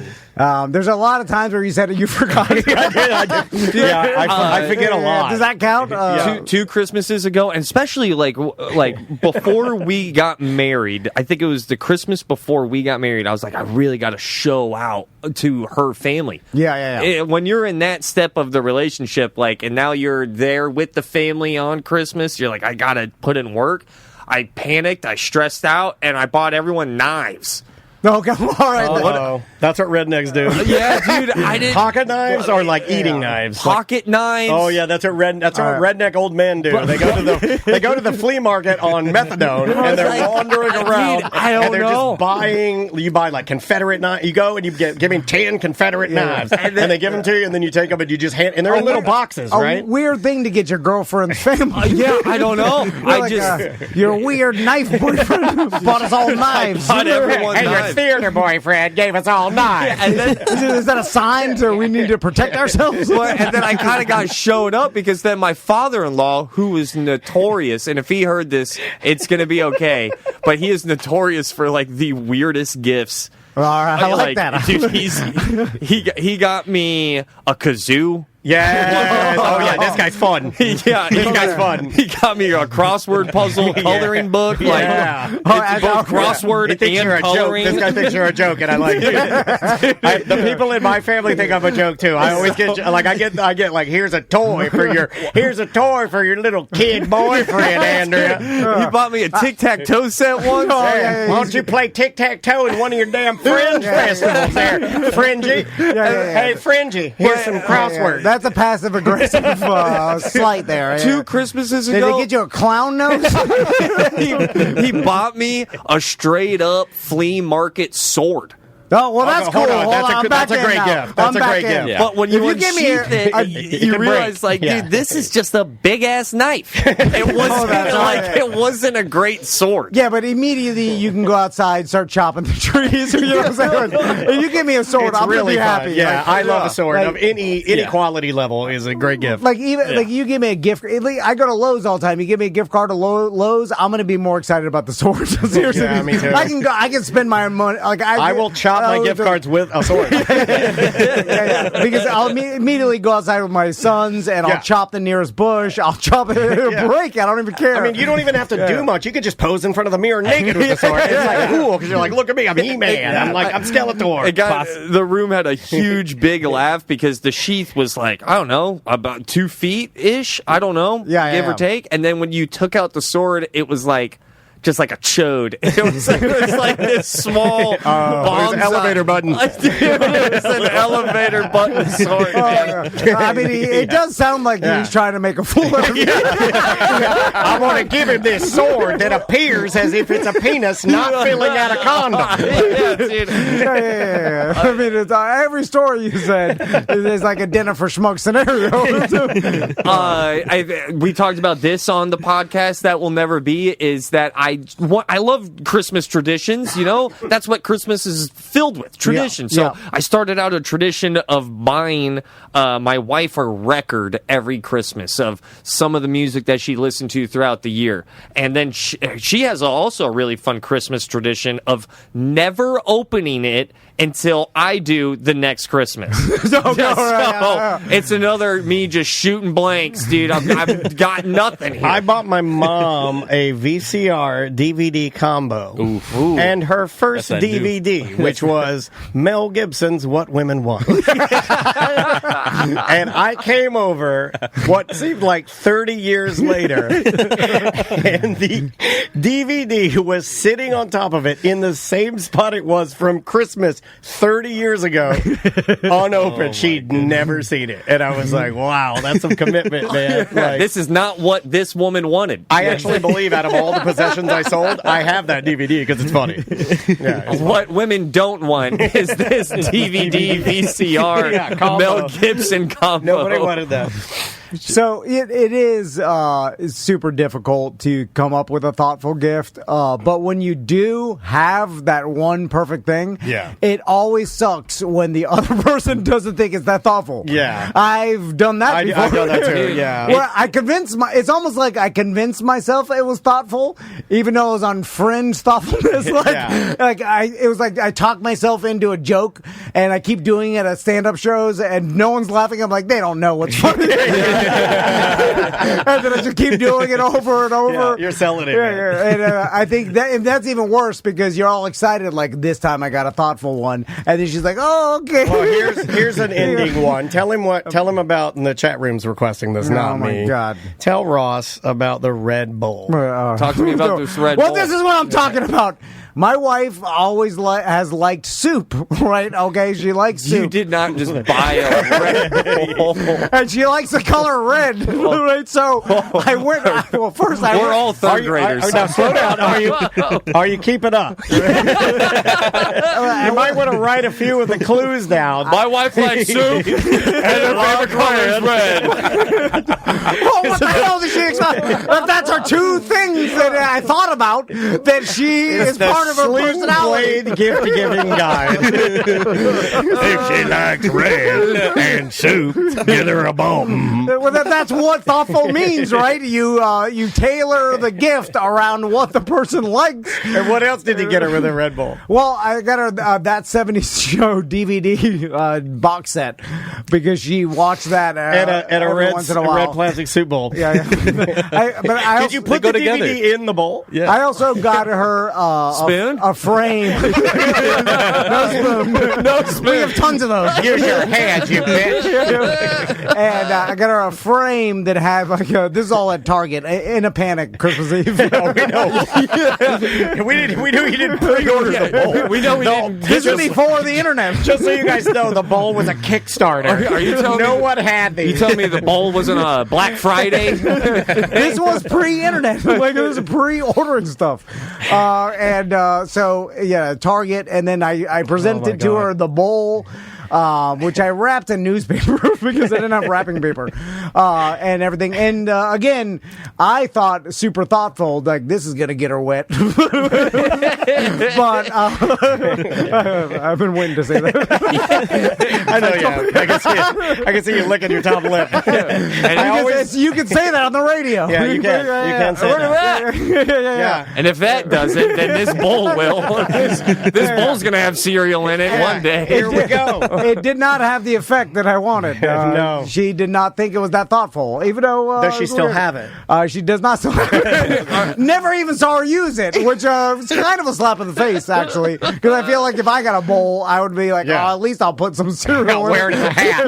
Every once in a while, I'll be like, I got the thing. I'll even use it to change the oil on my scooter or something. Renato made me laugh on the episode that wasn't going to happen because his girl asked for Harry Potter. Yeah, so she asked for the Harry Potter DVD set. She's really into the movies, and I thought I would one-up her. How old is she? My girlfriend asked for some American Girl dolls. Fist bump. We're What's up, Matt Gates? Let's roll. My girlfriend loves Dr. Seuss. Yeah, but we're millennials, so you're younger. No, I'm a millennial. Harry Potter is basically a deity. I mean, truly, I've seen more. It's the number one tattoo that I see on people your age. The Deathly Hallows are one. all Harry Potter tattoos. Like, it's out of control, man. It's I don't even think I ever realized before having a kid how big it is. Yeah. So you just got her the box set? So she wanted the DVDs. I thought I'd one up and try to be a little bit more thoughtful, right? And get her the book set instead. And she doesn't read. I know that guy. Too young. Can't read yet. You should have got her a DVD in a bowl. Next year I'll get her the castle-shaped bowl and a DVD set. That's not a terrible idea. Yeah, this is Florida. The books are a downgrade for us. We need our stories in movie version. You call them light stories. Yeah. I like the lights that shine in the stories in my eye. But now we just read the books to each other. It's So- nice. So what? Read that off a card. So you still have to record the show that's going to air tomorrow? Yeah, we do. All right. Oh, And God. I do have some backup Christmas-y topics. Some of the most misunderstood Christmas characters will definitely be on that episode. There's so many. One thing I wanted to tell you guys, though, got into Fringe. We're doing Fringe awesome. again. All right, dude. So Awesome. Hell yeah. I think it will probably be called 10 More Sketches. Love sketch comedy. We'll love doing it live. That's what I found out last year. Yeah, I really think that the program is going great. Shout out to Mo DeWitt for being our title sponsor. I know that you got Mo. Sorry, I'm obligated to play that. Yeah, I like that. I have to do it. Well, we got to get one of those. Yeah, I can make that happen. And Yeah. if anybody does want to sponsor your show, Yeah. and by the way, the people that listen to Ross's show are super engaged, and a sponsored dollar put towards Goes a Ross's show very long way. goes, I Yeah. would say, way beyond any other dollar you could spend on 100%. other, social media marketing. Like Met some like, Ross listeners at the Mo Gatorland adventure. I wanted to go to that. I saw you guys. You were supported out there. You had your own listeners out there that came up and were saying things like, "Hey, man, it was really cool that Ross is after you." And I'm like, "Look, that was a home run from our perspective." We're like, "This is amazing." So you were represented out there. so man. how can people Hell yeah. contact you if they want to sponsor? You can go to rosscomedy@gmail. Send an email. My wife does all the sales. I think you guys are probably you feel similar, and Yeah, it's a I'm sure family you- business. Yeah, it really is 100%. And if you don't sponsor the show, my son starves. So it's one of the. And I met him. I met him, Tom. This is Oh my God, he's so adorable. Yeah, I got a cute baby. It's the age I like too, where they're like not. Yeah. They're like just Yeah, becoming little dolls. Yes, and I miss it. Like now, I have opinions and back talk and Yeah. and I'm done basically with Maisie. Like I am officially done with Maisie. And then also this Saturday, I'll be out in Sanford at Theater West End, and you can get your tickets at rosscomedy.com. Which, by the way, writing jokes, telling jokes as a dad hits so much harder pre-having a kid, because now like pursuing comedy, having another new set of lungs depend on it, of like, if these jokes do not work, hopefully I'm not a crazy delusional performer. And also it helps when your son is born on September 11th, because the jokes write themselves. oh my God, yeah. You'll have a better day now. And my wife, remember, born on December 7th, Pearl Harbor. My house is filled with American tragedies. That's what's happening. You know what? You're in good company, Andrea. October 7th. Okay. That was the big Israeli the massacre. Oh, Mine, June 12th. and? That's Poltz. Oh. I feel you, dog. Okay, so maybe it's just like this do time feel- slot thing on Real Radio. You feel weird going out and cheering for your birthday on this Yeah. night, so I just refuse to do it. But No need. Throughout There's no need. human history, I bet we could find a massacre every single day. You know what I'm saying? I looked up July 21st, my birthday. I think the man walked on the moon. Oh, that's dope. That's what I got. That's dope. I think I used to have just George W. Bush was born, and I'm like, yeah, that's kitschy, that's funny. Did anything crazy happen on my birthday, January 6th? Yes. This guy's dry. I love it. I love him so much. He's my favorite. You know what? Nico's. Yeah, I like a you got Nico. the We need a goods. Nico. Yeah. Can you find us a Nico? Another white guy with a beard? That's hard to find. My goal for Good Sauce was that I grabbed the funniest person that I've ever met and worked with in Joel Warren, and then I grabbed the most likable person that I've ever met in Nico Renato, put microphones in front of their faces, tried our best to pretend that there are no microphones, because when we've had those conversations in the past, the hardest I've ever laughed was with Renato in the middle of a parking lot walking back to the car. The funniest stuff I've ever made was with Joel Warren, as we call it jokes and smokes. I'm not going to spoon feed that. I think you guys get it. Yeah, we get it. Yeah, and then so it's been an unbelievable time. It's been a blast recording these 34 and a half episodes so far, and I look forward to recording another episode. It's so much fun. Dig it. Well, we've got a little bit of a different motto here at T&D Media. Yeah. We find the most annoying person that you could possibly listen to and give them a sports and nerd bit. Yeah. We weaponize our annoying friends friends. And then Like, who would people hate the most? Yeah, and people write us and say, like, you need to stop doing that. And I'm like, no, you can't that's stop fuel it. for us. Why? Okay, I know his name is slipping. EJ. EJ. We call him Big Fat EJ. So he would do a lot of comedy back in the day, and he would always make me laugh. Is that what they call it? Yeah, so I would see him at like either a showcase or an open mic like years ago, but he was always wearing like cargo shorts and Pokemon going his face off. He's a real loser. That's what Yeah, you know who we're talking about. Yeah. Your product we like to put out. I'm sorry, EJ, for forgetting your name, but just know old cargo short. he has made me laugh. And then like a Hawaiian shirt as well. Well, he's a boogaloo boy. And then, extremely far right. So he's got like, he basically has the vibes that he would hide dino DNA in a Barbasol can, right? Yeah, he's a Newman. He's Jurassic Park Newman, but he plays Pokemon Go. And he still does. Take that, EJ. He'll be playing it tonight live on Twitch. You can watch it. There's nothing sadder to watch while you're eating dinner. All right, we gotta go. Yeah, we will see you in a minute. Welcome to A Corporate Time with Tom and Dan. I'm Tom. I am Dan. We are live on Twitch and YouTube. If you like watching podcasts, well, ours is a video component. You can just go to YouTube or Twitch, just hammer that subscribe button, and you can watch us every Monday through Friday. And speaking of subscribing, we have a subscription service called BDMs. Yes. A lot of you are familiar with it. Our most loyal listeners, the people that have been with us for a very, very long time. They get extra shows, private parties. We do a BDM Appreciation Week coming up in April 2025. We're already planning the party, planning the shirts. I got to email our entertainment, make sure she's still on board. Yeah. We're looking to expand the Appreciation Week, add in some bigger, grander prizes for BDMs. And we're going to make it a month. It'll be 3 weeks, almost a month, like right under a month, 3 weeks long. Now, so far, it hasn't worked getting any new BDMs. We lose them because they get what mad. Happens is, and I'll tell our guests, what happens is we remind them that they're still subscribed, and then they go, oh, I need to cancel that. And then they cancel it. So, it would probably be best if we never talked about it. Be quiet. But where you don't do that. You know what? Planet Fitness has it right because they don't talk about it, but they also reward you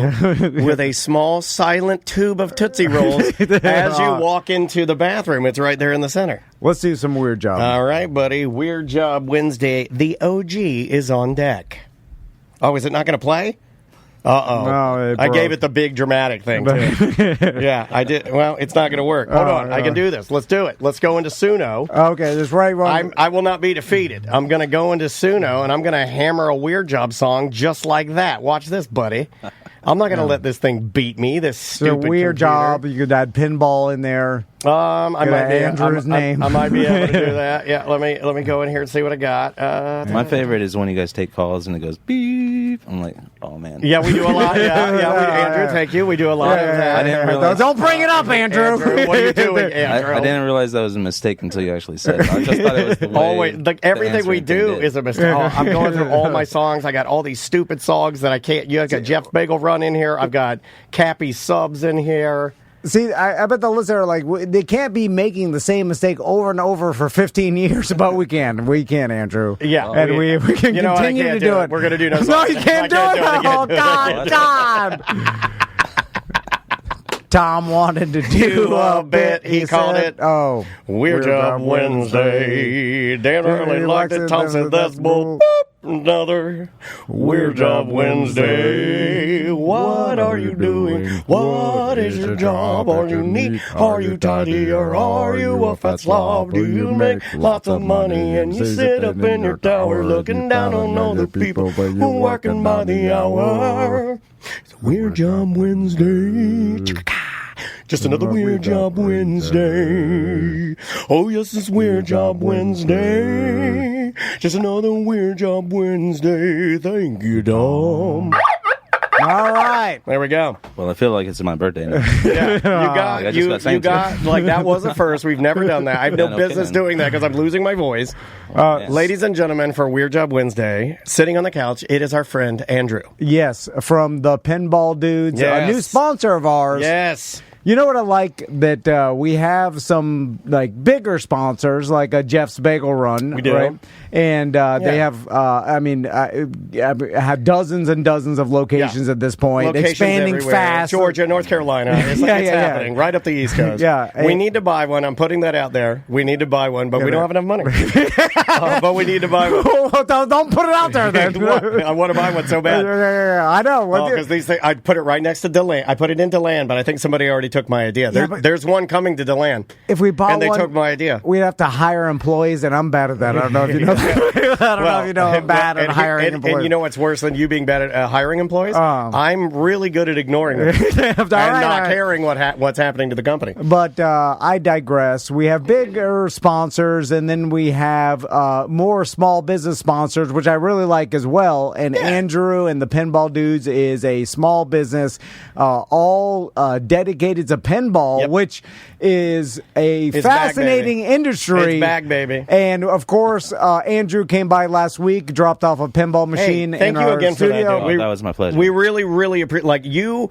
have really screwed up my productivity in this. Oh man, that is fun. It's a major distraction. Yeah, it is and Ross McCoy putting it out there right now. He is straight addicted to it. He asked me if he could come in early on the Friday Free Show. I expect to see him at 9 a.m. He's going to play pinball all the way to the Friday Free Show. Oh, that's awesome. So before we start, I will say that I've been analyzing the pinball machine for the past week since we've had it. Yeah. And have you seen all the smiles on my face? No. And it really is a piece of art.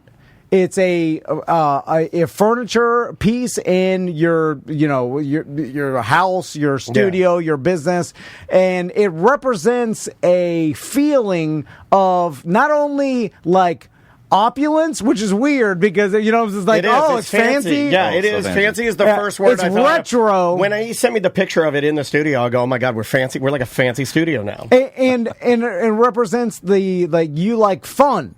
Right? It gives the feeling of fun, and which I didn't expect. But it's also business fun because I feel like it's organized. Like the pinball machine it's completely... I love how it's almost like a watch in how mechanical it is. Yeah. They call it a world under glass. Yeah. Oh, I love that. That's like scuba diving. It's a different world down there. This is a world under glass. Yeah. It's kind of like reading a book. Like you kind of get lost inside of it, and especially if you're like really crushing it, and then you just advance as through the game. I did go into a flow state. Like I am the grand champion currently because you reset it. Let's not, let's be honest. I wouldn't be, but I'm the grand champion on that machine. I got into a flow state. I had 5 balls. Mothra came out. All the different Godzilla monsters were all 5. I moved from Tokyo to New York City. I'm destroying all the bridges. Okay. I'm shooting all the aliens. I got into a flow state where I didn't know where I was. Like, I literally started meditating. Yeah. There's all kinds of fun stuff. You can watch YouTube videos on how to, like, really get through the game and get, like, strategies and such. But, it's just fun to explore and figure it out for yourself, too. Secret combos. I got that, too. I'm the king of secret combos. I got 4 secret combos, Tom. So, Andrew, let's talk about the Pinball Dudes. So, how'd you get into pinball machines to begin with? Let's see. Really, it started, I just want to say hi to my wife and daughter, Allison and what's Rose. Up, guys? Oh, that's sweet. So, what's up, Rose? So let's just talk. Andrew's been listening to Daniel for 25 goddamn years. I'm giving you a fist bump. Yeah. Boom. I appreciate that. I remember Mandy and you guys. Dude, I talk to Mandy all the time. Would it surprise you that she is a conservative Colorado talk show host? Oh, nice. That's like, awesome. I mean... Trump's America. Oh, yeah. We should get her on the show. Oh, absolutely. Anytime we want. Find your niche and then and ride it to death 100%. Yeah, there's some money in that. I think we could do a sister show. Yeah, she's doing just fine. And we can sell some emergency supplies. There's a whole thing about it. Get your horned helmets. Like a little emergency bucket, like a survival bucket, 100%. like survival gels and all that nonsense. Macaroni cheese. That's 55 meals in there. They last forever. That's the business. They do last forever. Anyway, sorry. Nothing I would love more is with every pinball machine sold, we give you a free bucket of emergency rations. 55 meals, bro. 55 meals in that bucket. So how'd you get into the pinball business? Basically, I used to be a tournament player for about 5 years. So about 8 years ago, I started playing tournaments. Okay, a tournament pinball player. Yeah, I started, just locally, cut my teeth at a place called Buck's Tobacceria in Merritt Island.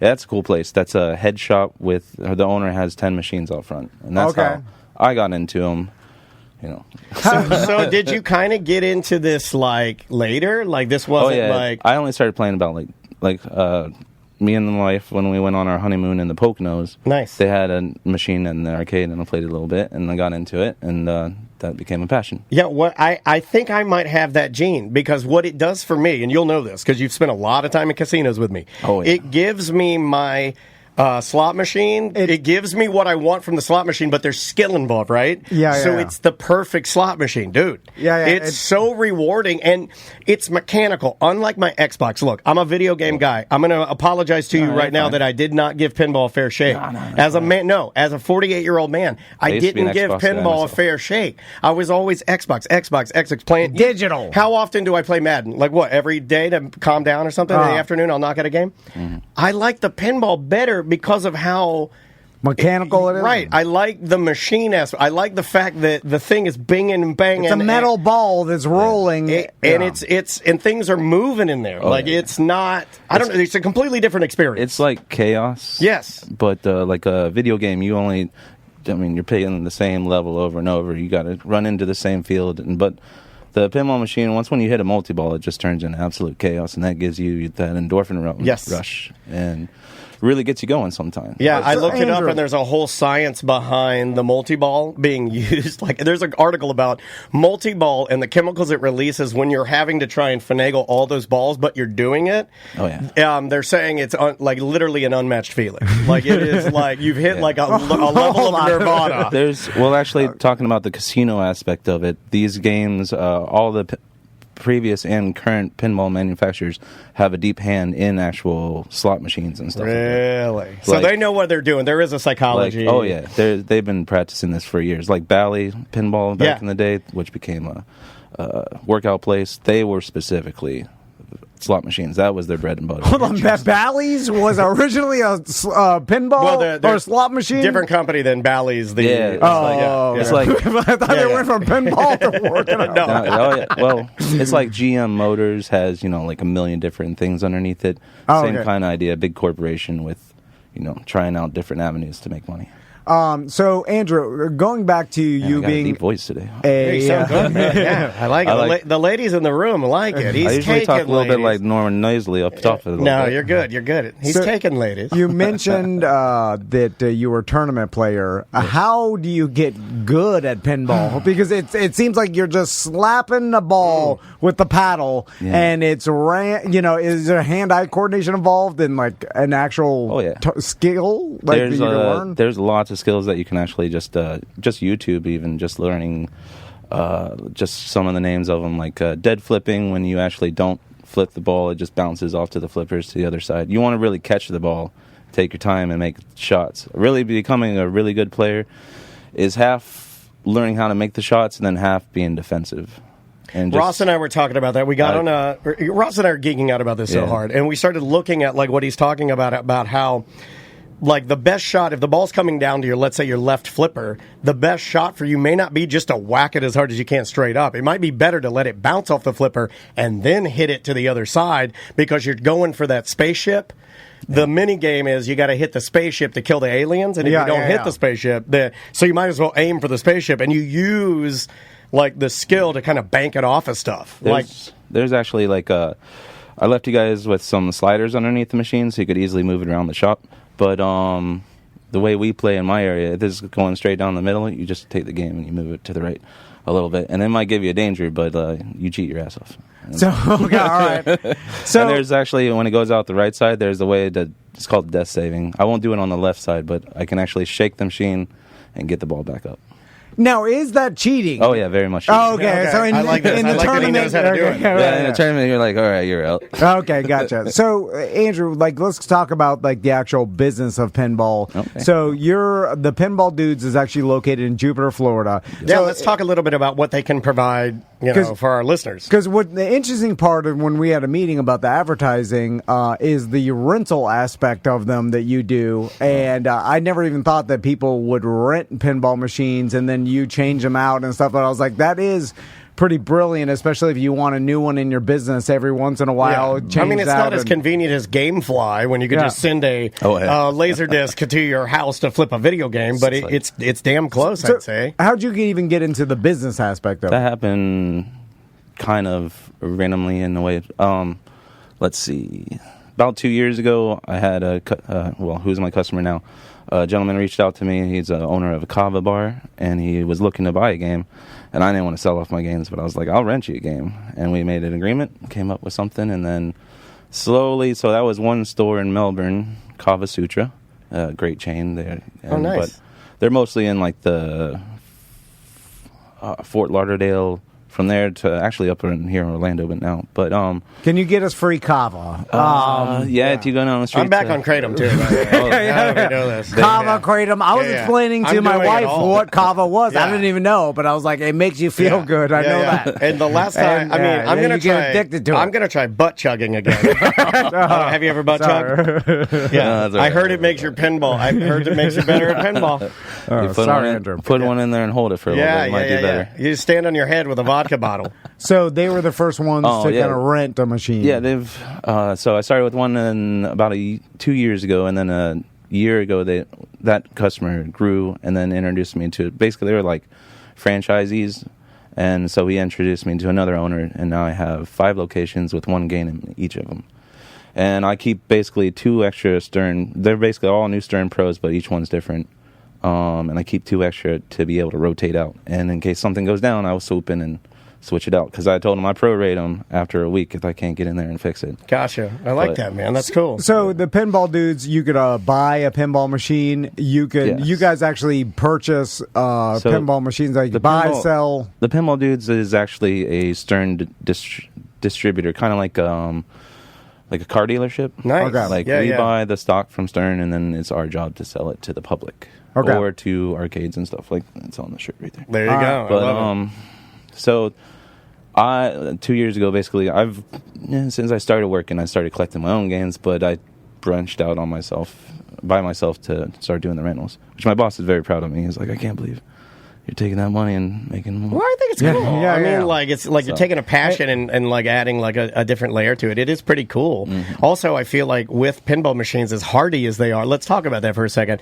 Are they pretty much because you are dropping them off at bars, arcades. These are places that people are drinking and walking around. They and look delicate because you showed me the guts of that thing and the board, the circuit board and stuff. I'm sure it's complicated. Yeah, you get someone Chris Farley falls through the glass of the front. Yeah. I mean, it could be destroyed easily. Or are they pretty hardy? They're fairly hardy. I mean, I've heard of horror stories where people, having bar fights and being dropped into the glass and stuff like that. That's a terrible way. It's also very embarrassing. Imagine if some dude picks me up and throws the little guy in the pinball machine. You're a pinball. But luckily, the kava bars they're very chill. Everybody in there's blasted. Everyone in there is straight blasted. It's an opium den in there. So far, it's been a very good experience on that like side. Indiana Jones is in there looking for. I'm playing Indiana Jones now. You're going to get a lot of Indiana Jones jokes for the next month because I'm playing the game. Andrew, I got a question for you. Sure. So, obviously, you deal in retro games and new games and stuff. And now, how many new games do they put out a year? And how did they determine what brand they're going to partner with? Because I'm sure that you have to go through a licensing deal. Obviously, we've got Godzilla. Someone owns the rights to Godzilla. Stern had to pay for that. And it's so detailed. It has the Godzilla music, multiple Godzilla music that you can flip through.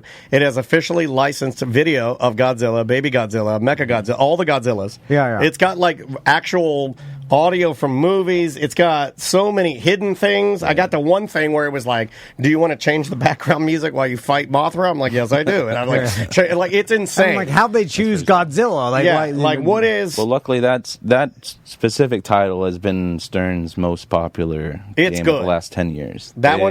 Really, Godzilla? Yeah, that one, when it came out, instantly became the number one on there's all kinds of website lists, blah blah blah. I can see why. craziness. It's like, as a non-pinball guy, I played it like twice, and I'm like, I'm addicted to, like, this is The really design is really flowing and really, like, most of the time there's just two flippers down at the bottom and you're just kind of shooting across this thing. With the added third flipper up top and just the way it zooms around, it's pretty. When it came out of the gate, it was like, wow. So how did they determine who they're going to partner with and like what is popular? That's kind of like I do kind of understand the insides of that, but like these games are being worked on for years. Like the most recent ones that came out, they just did Metallica remastered, so they got back with, they had an old Metallica game, but without the LCD screen and all that. So now I think they got jealous and they came back and remade it with all like concert footage and all that good stuff. And so, like, now they were like, they saw what Godzilla brought to the table, and they're like, man, we got to do a, like, I guess, it's almost like you know when you're talking about artists and you talk about their multimedia artists, like that's what pinball is. Like, that's not a video game, but it has video game.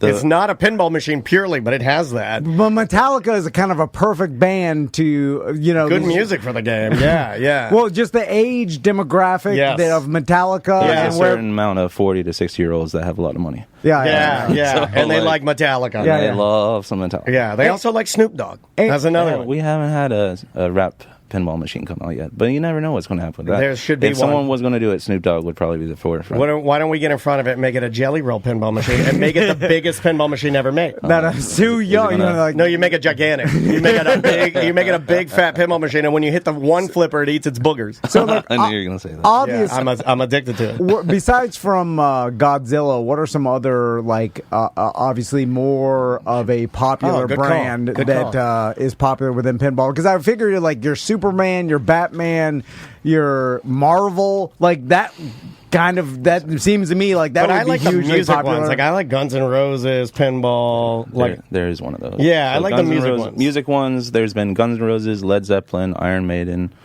I own Foo Fighters, which was pretty cool. Oh, that's cool. That one's different. They didn't go for like they went for an interesting design on that one. It's the Foo Fighters versus aliens, basically. And it's all animated of them saving the world. It's pretty cool. If you do 500,000, Dave Grohl's new baby pops out and waves to you. Yeah. Like, I'm a bastard. Just to give you the list of the 7 games I have a Venom, Stranger Things, Deadpool. Oh, Stranger Things has to be popular. Stranger Things got to be awesome. That one has a UV kit in it, so like it goes dark and it changes. There's do the upside down, right? Yeah, the upside down area. There's artwork made into the playfield that only is activated by the UV lights. See, they have to get like super creative because they're using practical effects, which to me, the lighting that pinball machines have are super interesting. It's unbelievable. Because you're right, it is practical effects with the sounds, the bells, the lighting. Like it's very much like how movies now are swinging back to practical effects. There's a reason that the movie Terrifier 3 dominated. It's not that it's an amazing movie, guys. You know it's not. But it's got practical effects that people see, and it does something to us where we're like, that's horrible, or that's real, or that there's a different set of chemicals. Yeah. I think our eyes look at CGI now and almost like push it away. There is a pendulum swing back. Yes. Just like there are people shopping at the malls and stuff. Like, it does. People are like, I'm a little tired of the all digital. Yeah. You're going to see a lot more practical effects, which means you're probably going to see a lot more pinball machines, which I'm absolutely okay with.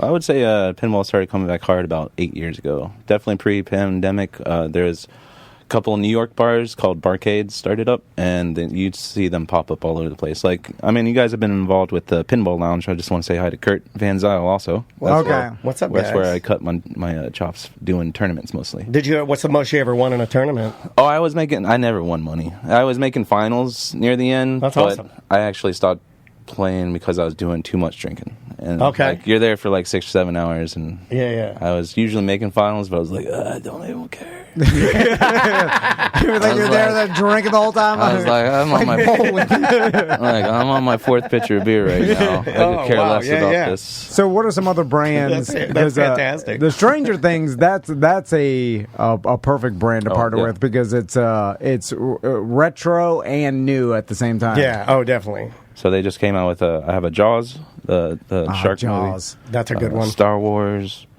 Godzilla's right there, Foo Fighters, and Deadpool. I also have a really old school one called Meteor, which was from 1980. I used to like the old school. We're probably not going to get these, but I used to like the old school ones where they would draw women with giant boobs and draw their nipples. Yeah.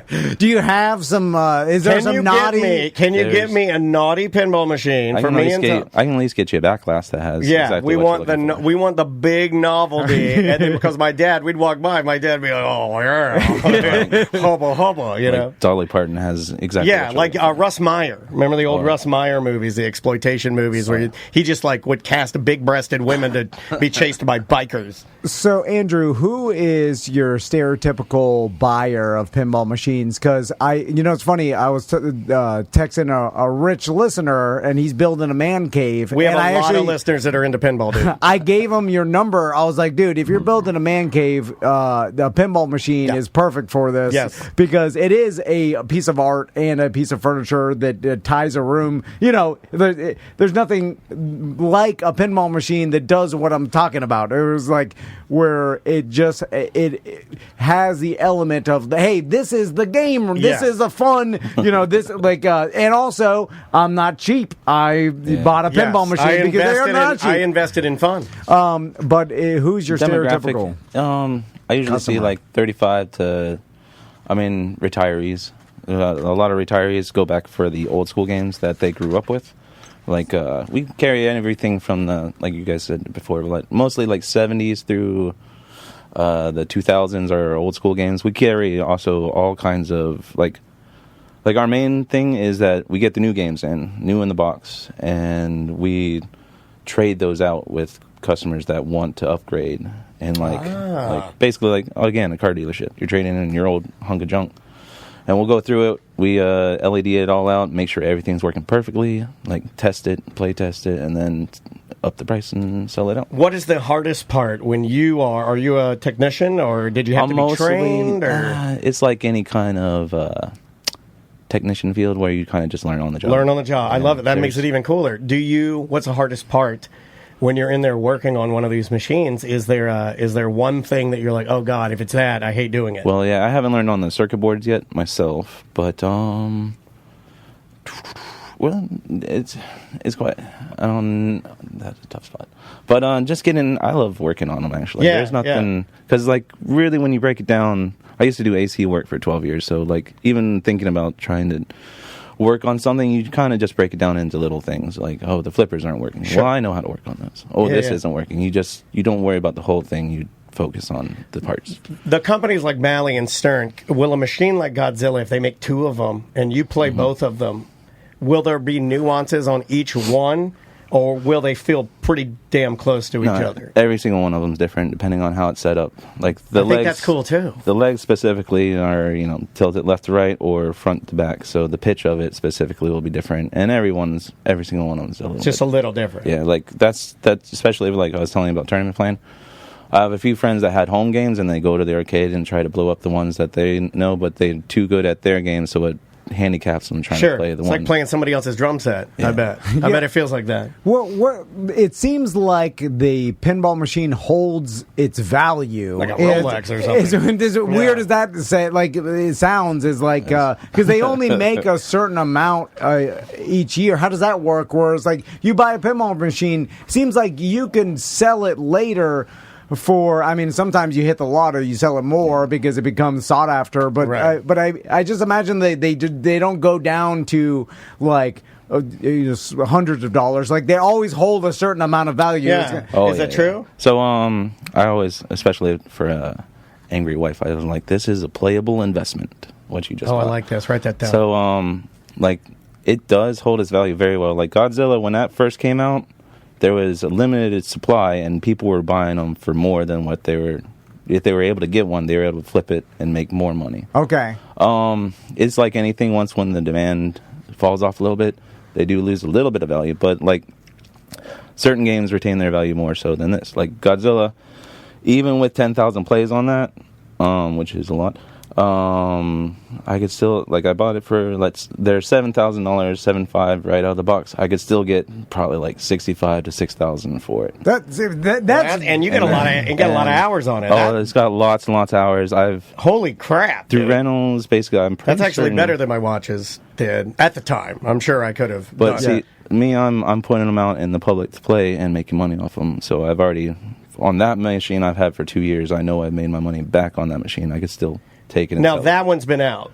Yeah, that one. Because it doesn't look. I wouldn't know that. Yeah, if you look on the right side of it, it's seen some battle action. Interesting. But yeah, the decals on the outsides are fairly, like, you go scratching them up. Yeah, they come off. But the wood on them actually is, rock solid.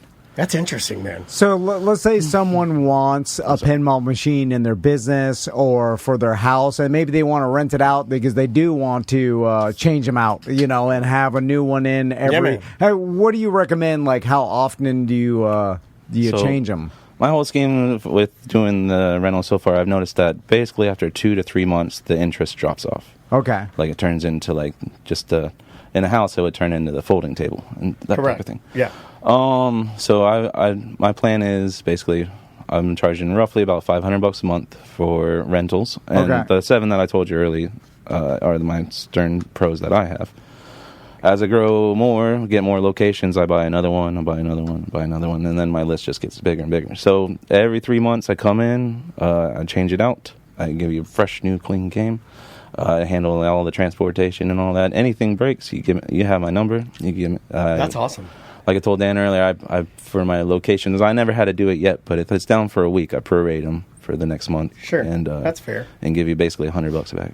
And again, Andrew's cell phone number is 321-591-1062. You could text him or call him, thepinballdudes.net. What's the most expensive pinball machine that you've seen as far as like a collector's item? Yeah, is there one there a one of one or a? Well, there's a few that always ring the bells for being in the business. Your Addams Families from the 90s. Indiana Jones from the 90s. Those are always like $10,000 plus. Jeez, Louise, man. These Stern machines, that's your base model. So there's a premium model that has a little more bells and whistles. On that one, the building goes up and down. Yeah, I was trying to describe this to Tom when you first brought it in. I was trying to figure out which one this was because I've seen them go 3 different models where it's like they'll do a base, they'll do a mid-tier, and then they do this one. It's like, so you can spend 6, you can spend 8, or you can spend like 12. Yeah, exactly. That's the limited edition that you're talking about. Yeah, tell us about a limited edition. What difference would it have? Each model comes out with all 3 tiers, but the limited edition they make right off the bat, they'll make 5 to 1,000 of them. They're all marked with numbers, so you got your panel, your plate that tells you. I love it. I love it. I love stuff like that. This is for me. It's got a certificate in there. I love certificates. Give me all of them. Oh, yeah. Give me number. And if I get number 2, not good enough. Should have been 1. The back glass is always mirrored, so you can it's very fancy. And then it's got different decals on the side, and they also powder coat the legs and usually put some kind of fancy armor around the button. So just like a little, they just up it a little. It's like Aldi versus VW. Yeah, it's supposed to have all the bells and whistles right off the bat. I love it. Now, we didn't put this out there yet, but Andrew left $100 inside our pinball machine, and me and Daniel have been discussing because Andrew's like, hey, for your guests, they could play, and then the highest score at the end of this run will get the $100 cash. And I want to expand it even further to BDMs out there. Yes. You got to be a BDM. You have to be currently a paying BDM. And send us either show@tomandan.com or tom@tomandan.com. Send us an email with a picture of you using any sponsor, even the Pinball Dudes, any sponsor of ours. Especially the Pinball Dudes. I feel like if you do that, come on in. And then we're going to be inviting random BDMs in the studio. Little pinball party. Monday through Friday. We, some Fridays, some random days, and then just come and try to beat Daniel's score, try to get the highest score. I am the current grand champion. I think I have 253,000. Oh, yeah. Is my score. And I was thinking everybody else is going to get a few shots. You guys might not be able to. Right. Yeah. that was after. Actually, that wasn't after that much. But Ross and I are dedicated. Like Ross and I are straight addicted to it. Yeah. Every time I go to play it, I'm like, I got to do this business first, and then I sit there, and then I tell myself, I'll never be fun because I always I should be doing this. Ross and I were having a discussion last night about how we wish that you could feel what we feel with the pinball machine. No, I know. We were having that. I see you guys over there. I'm like, look at them. As I'm doing this, I'm going to tell you something embarrassing that I wasn't going to say, but Ross and I actually high-fived over pinball. I know. That is embarrassing. We were like, yeah! We wanted to chest bump. Like we're on the Knicks or something. You blow it up one time, and then you're high-fiving everybody in the bar. You're like, really fun. Yeah. Put my name on it. It's really fun, man. So if you want to purchase a pinball machine, if you want to drive over to Jupiter to the Pinball Dudes location and just play all the different pinball machines. You can do that too. They have a huge showroom, all the pinball machines set up, and it's open play. People can go and see the one that they like and then purchase it. And Andrew will deliver it to you. Set it up in your house. Yeah. Make sure you tell them a Tom and Dan listener, obviously. And anywhere in Florida, Andrew, you'll deliver? Basically, I do everything except for the Panhandle and Miami. We got a guy from Miami. Yeah, there you go. My boss is like, no. Yeah. He's right. Your boss is right. You go down to Miami. Never come back. You don't know. There's a lot of scammers down there. Well, Andrew, I appreciate you, man. I appreciate you listening for all the years, definitely, man. Very nice to meet you. Yeah, and again, it's thepinballdudes.net, and it's Andrew 321-591-1062. Give him a text, and we will be right back. Welcome to A Corporate Time with Tom and Dan. I'm Tom. I am Dan. We are live on Twitch and YouTube. You can be live on Twitch and YouTube as well. Well, I shouldn't have said that. I don't want you competing with us. Just come and watch us. Because you may be better than us, and I don't need that. Because there's a lot of people that are better than us. I don't need any of that. Yeah, just come and watch. If you want to watch the live videos or see the videos, either twitch.tv/Tom and Dan Live. Yes. Or Tom and Dan Live on YouTube Live. Yes, sir. Man, you got that right. You nailed it. So we've got some guests in studio on the couch. Two of our favorites, I would say. Yeah, Jeff and Dino Jimmy are here. How you guys doing? Very good to see you What's guys. up, everybody? Good to see you. The Orlando Science Center, of course. There's a dinosaur a weekend going on this weekend. Yes. So, Jeff, let's talk about that. Yeah, it's going to be awesome, Tom. It's called the Paleontology Party. It's December 14th and 15th. We are going to have some awesome guest experts like our friend Jimmy here. Going to do some really cool presentations, lots of fossils, and we've got Savannah from Gatorland coming out. We just saw her. We just saw her this weekend. Yeah, talking about gators and crocodiles and the similar habitats between them and Did you dinosaurs. get you must have gotten my show notes because I have a question that goes directly from Savannah to Mike from Gatorland to Dino Jimmy. No, really. Like it's the only question I wrote down to ask. We're plugged in. That's all I got to you're tell killing it, dude. Yes. Gator teeth. Not to jump right into it, but I learned this weekend that gator's teeth because I saw a gator and it had a tooth growing out of the side of its head. Yeah. And when they're knocking their brains around and fighting for domination and getting chicken and stuff, right? Just like dinosaurs, some of those teeth get misplaced or knocked around, and then they grow weird. Yeah, they grow through the gator's mouth. Yeah, and then I learned that the gator's teeth are kind of like Dixie cups where they'll just keep coming out. Are dino teeth like gator teeth, or are we talking different teeth? They are similar in a couple of different and very important ways. So dinosaurs, much like alligators and much like sharks, continually grew their teeth throughout their life because they needed those on a daily basis. Gotcha. And we only get our two sets as mammals and human beings. We only get our baby teeth, and then everything else we got to order on the internet. We need more on Florida, by the way. Our listeners, holy smokes! We got a few. You could dig for their fossils all around. If you could just dig for our listeners' teeth. Yeah, no, it's crazy. There's plenty of teeth to go around in the dinosaur hunting field, and so when you look at a gator's tooth, you can see the kind of diet that it has because their teeth are they're little cone shaped, but they've also got these grooves on them, so that way when they're biting down into something, they hold a good grip on it, and then they go into that death roll and they spin around and tear all the meat off. Some dinosaurs have very similar kinds of grooves. Like one, for example, Spinosaurus. All right. Spinosaurus was this huge carnivore that lived in what is now Morocco and North Africa. We were just talking about Morocco. Jenna Hurt spends all her time in Morocco. Morocco, it's one of those places on my bucket list. I want to get out there. I got a lady. Let's do it. I can get you there, dude. What if we took Dino Jimmy and Jenna Hurt to Morocco and took our listeners? Are they still finding fossils in Morocco? All the time. Okay. All the time. In fact, we're learning a lot more about Spinosaurus in the last few years because of the new discoveries we're able to make. There's a movie that I'm in called Why Dinosaurs that we actually cover the recent discoveries of Spinosaurus's big paddle-like tail pretty much at length, and that'll be something I'll be happy to come back and talk about. No, he said he was in a movie to knock you down a peg. No, I just want you to know that. Yeah. And I saw in your eyes. He knows more. Yeah, he does. He does. This guy's got the goods, man. And then back to the Science Center, because there's also Dinos and Lights going on now through January 6th. I love it. And that happens every 30 minutes from 11 a.m. to 3:30 p.m. And basically, Jeff, it's a light extravaganza all around the dinosaur fossils. Yeah. And you take Lights, you take Dinos, we smash it together. It's like taking two of... Like, even me, I was going to say children's, like, favorite things in the world, but I'll just say me. You take two of my favorite things, Christmas lights and dinosaurs, you smush them together. Yeah. And that's how we got a beloved holiday tradition. We've been doing Dinos and Lights for a few years now. We do it every holiday season. It really kind of inspired doing the paleo party in December as well, so we could include Dinos and Lights in that. We've got these awesome guests like Jimmy and Savannah. We've got some amazing fossil displays. We've got a cool giant screen movie called Dinosaurs Alive, which does some really cool computer animation to bring dinosaurs back to life for us. So this weekend, all about dinosaurs, but Dinos and Lights, really awesome. Great holiday music tied in with Dinosaurs and Lights. A different song every 30 minutes.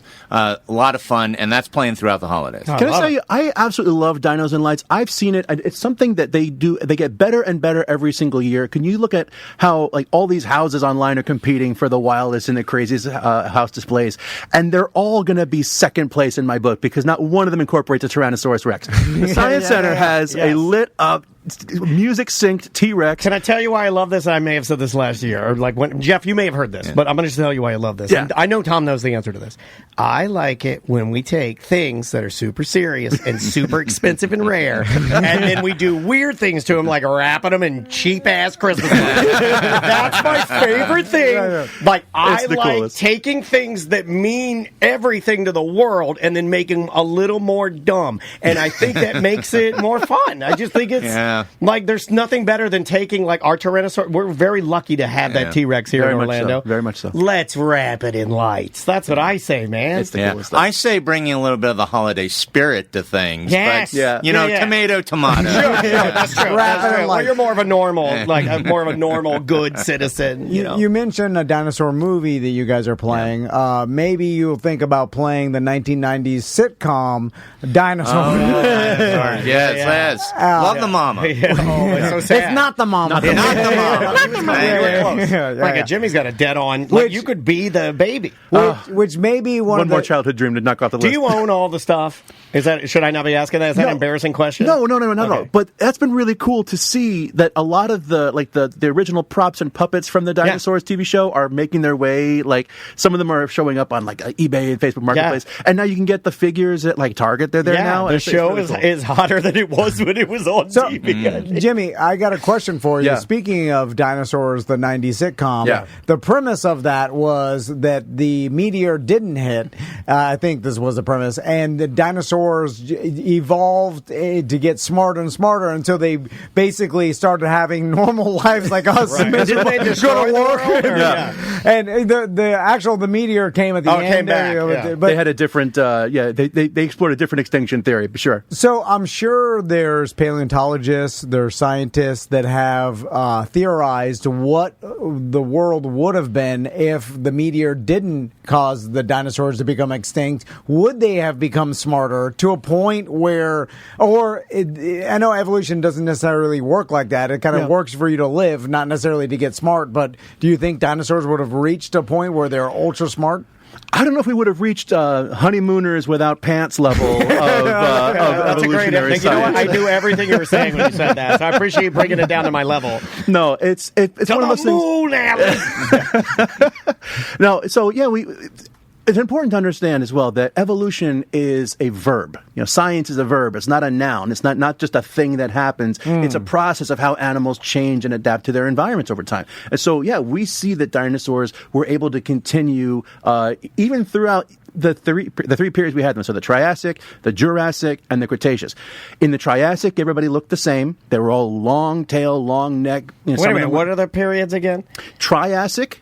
I feel like you just named George Foreman's son. Yeah. We got the George period, we got the George period, and then we got the George period. 9 different George periods, yeah.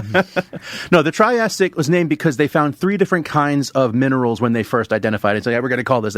The Jurassic is when dinosaurs got at some of their biggest. So that's when we got the really big ones like Apatosaurus and Brachiosaurus and cool things like that. And then the Cretaceous, which is when they had a lot of chalky layers. That would be my name. My name's Cretaceous, baby. Cretaceous. Yeah, absolutely. Sorry. and so that's when we have the most diverse dinosaurs. So even over the course of the time that they were there, they were evolving new traits to survive in their environment, adapt to some of the different changes that we have there. And so remember that not all the dinosaurs actually went extinct. The big ones that we think of, when you picture a dinosaur in your head, a lot of those guys are gone. But the raptors, the Deinonychus, like my friend Poe that you're going to get a chance to meet, I'm going to bring a live dinosaur to the Science Center this weekend so you can meet my friend Poe. She was at the beer fest. Yes, she was at the beer fest. It's the dinosaur with feathers on it. Covered in feathers. It's one of the cooler things that I think you've ever done for us and our listeners is bring out some of your contraptions, and this thing is awesome, dude. Poe is going to be so cool. You definitely want to come and get a chance a photo? to meet her. You get a photo? Of course, with we can take photos with her. Absolutely, that'd be cool. She's covered in feathers because the modern day dinosaur descendants had learned how to. They grew feathers to be faster to catch their prey, and then some of their prey was like, "Well, I'm going to be faster too, and then I'm going to learn to climb trees. Now I'm going to learn how to jump. So I'm going to jump after you, but I'm not going to come down. And now we have flying birds." Whoa! All right, that was a very simple way of explaining, right? It, but yeah, that makes adapting to the environment. Dig it, yeah. Jimmy, you think I have a hard time, and I think every human being does when you're. Yeah, he's got some stomach problems. No. Oh, I'm really sorry. That's an overshare. Yeah, it was. When you're looking at time in millions of years, because you can't comprehend it, right? So that's why I think a lot of people don't believe in dinosaurs or think that there are 3,000 years. They don't understand what a million years or even 100,000 years even is, and people have the misconception. I can't even do a decade. No. People have the misconception that all the dinosaurs died after the meteor, and then it's not all of them, and the rest of them just evolved into like you said, birds and stuff. Well, the chat room is saying, I'm convinced sandhill cranes are dinosaurs. Have you ever heard them? No, that is a fact. Sandhill cranes are in fact dinosaurs. Yes, they are. There you go. Boom. Proven. So you can go to your husband and tell him, hey, that's a dinosaur. And he'll say no, and then you can look it up and make him do something for you. And I'm going to back that up for you here too. Oh, because in addition, Dan. Always. I brought 3 shopping bags with the stuff. Of fun stuff. I love it. Okay. So I brought here with me, this is a foot of a modern day dinosaur. So this is actually a cast of a living creature that has 3 sharp clawed toes and 1 really nasty looking sickle foot right here at the end. Look at this. That's a knife toe, dude. Yep, I'm telling you. It looks like Soul Brother Kevin's feet. That's an old school joke. That's an old school joke. Compare that. This is the foot of a velociraptor. Can I hold that? Yeah, of course. I'm going to pass these around. Oh, wow. So that's the velociraptor foot, and that's the same thing. It's got those 3 sharp claws, including the 1 big nasty claw on the inner toe. The killing claw, man. The killing claw. And so the killing claw on this creature... Look at that thing. Yeah. So you got the raptor on Dan's camera, and you got the cassowary here on my picture. So this is the foot of a cassowary. What is that? The cassowary is, picture like an emu, but extra mad. So this mad emu. So a cassowary is a creature. Here you go. Check this out. Yeah. So cassowary is a creature that is it's a bird. It's covered in black feathers that are kind of like bristly. It has a long neck with like a red wattle on the side, like a turkey. But it's got a blue face. It's got a big crest on top of its head, and it's one of the only dinosaurs, only birds, with a confirmed human kill count.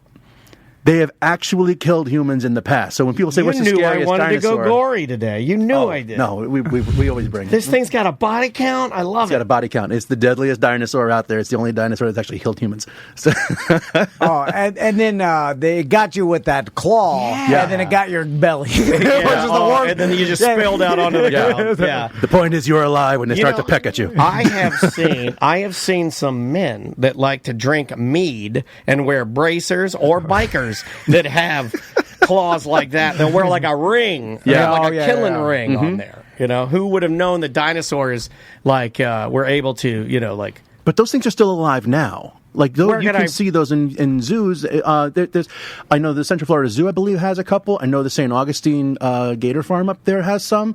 I believe there's one at Gatorland too. But I mean, there's a couple places where you can see these things, and they are absolutely beautiful creatures. That's dope. As long as you're on the right side of the fence. right. So, like, if you made them mad and then they got at you, that's just not a good day. Now you don't have to outrun the cassowary. You just can be faster than the people that you're with. I love And that. you know what's interesting is based on the fossil, their feet haven't evolved that much. It looks exactly the same. I mean, you could have told me that it was a prop from Jurassic Park, and I would be like, "Oh yeah, Yeah. absolutely, sure." 100%. And so it's like How strong would they be? Like as strong as how tall are we talking again? So a cassowary can be about between 5 and 7 feet tall. So bigger than me. Like one of these things that kick my ass.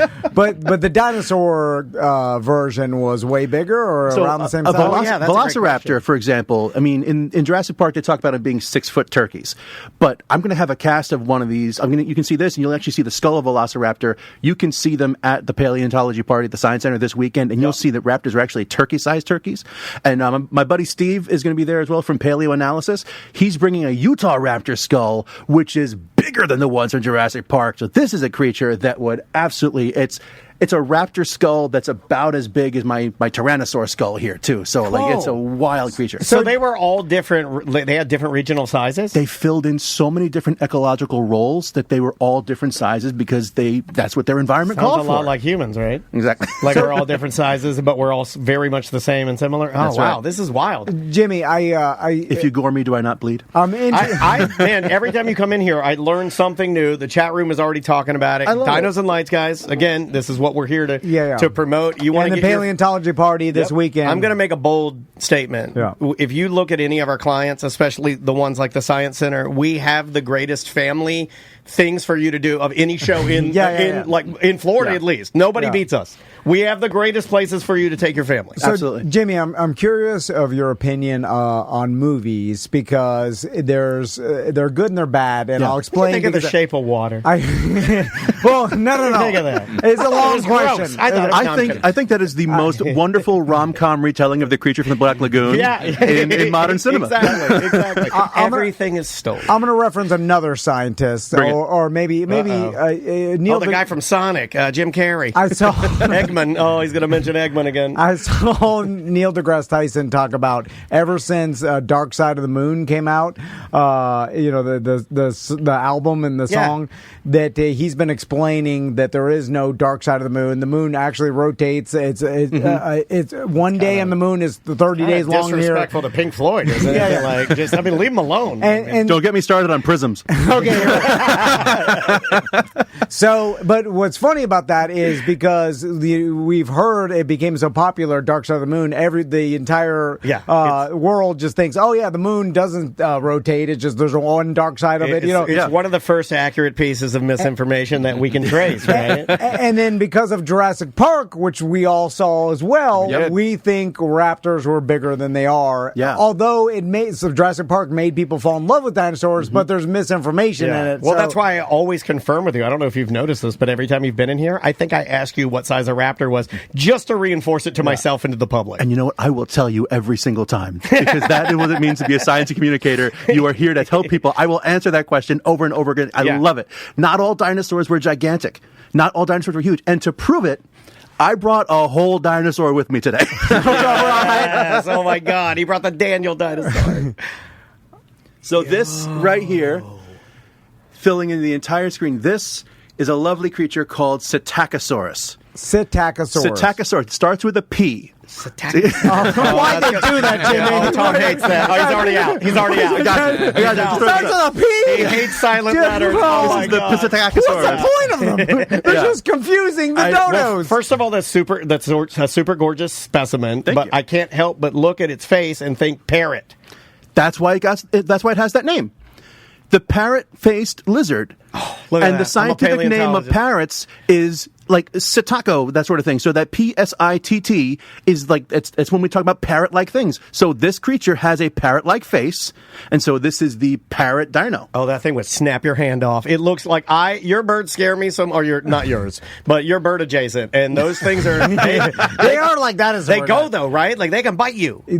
So were these dinosaurs like hunting packs? Like we say again, Oh, a misinformation. pack of these Jurassic against Park. me. Oh my god, that's terrifying. So they're herbivores, first off, which is really good to know. Oh, thank God. They lived in groups. They lived in family groups. We have actually found they went so crazy. We've actually found specimens of 34 babies, like fresh hatchling babies, with one 6-year-old adult that wasn't their parent.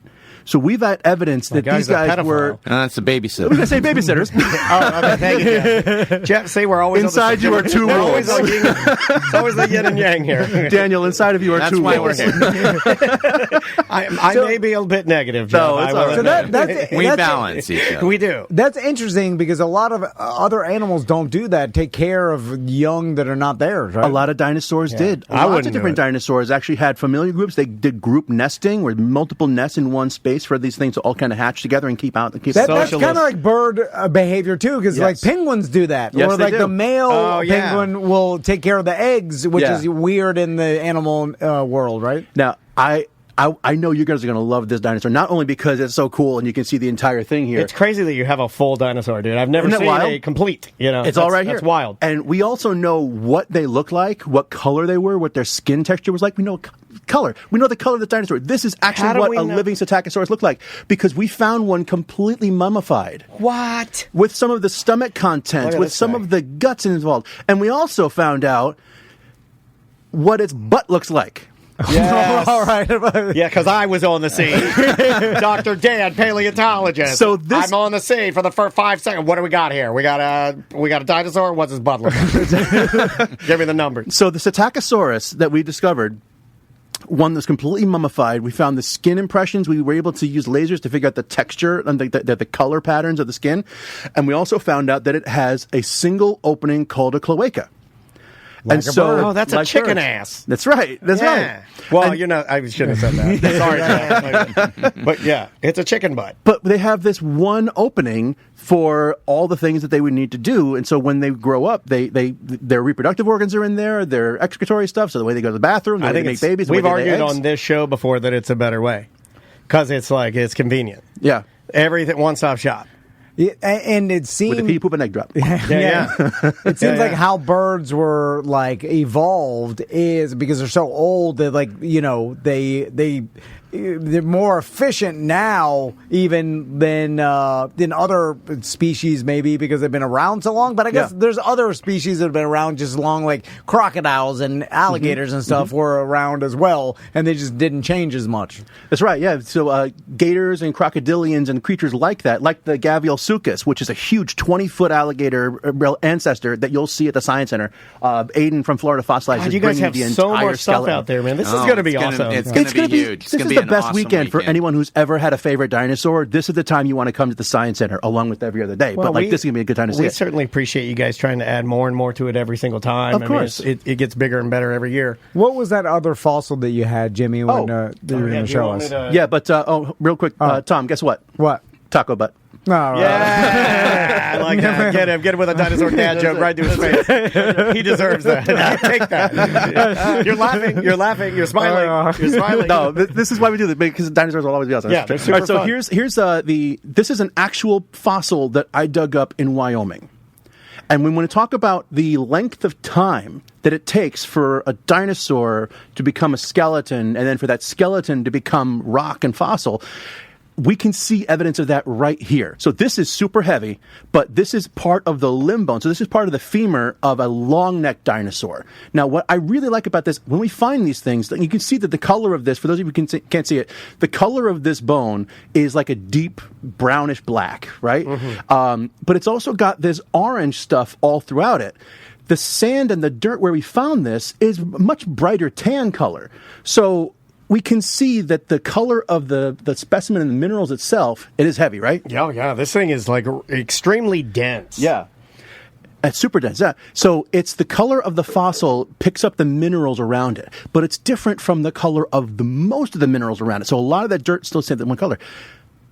But where does that orange stuff come from? None of the minerals around were orange. It's really heavy, right? Yeah. It's like a big rock. I mean, It but for what it is, size-wise, it's heavier than you would think. Yeah. So the orange is on the inside. So when you think about what the purpose of a bone of this size is, that's all the bone marrow. And the purpose of your bone marrow is to produce blood cells for the rest of the body. Extremely important, yeah. So, and what is our blood made of? We got this red stuff. Our blood is red because we have hemoglobin in it, which has a lot of iron in the blood. So what's the orange stuff? It's iron. It's rusty iron. That's rusty dinosaur blood inside of that fossil right there. Wow. So all the blood has turned into the mineralized mineralized iron and that rusty iron oxide there with it. Isn't that cool?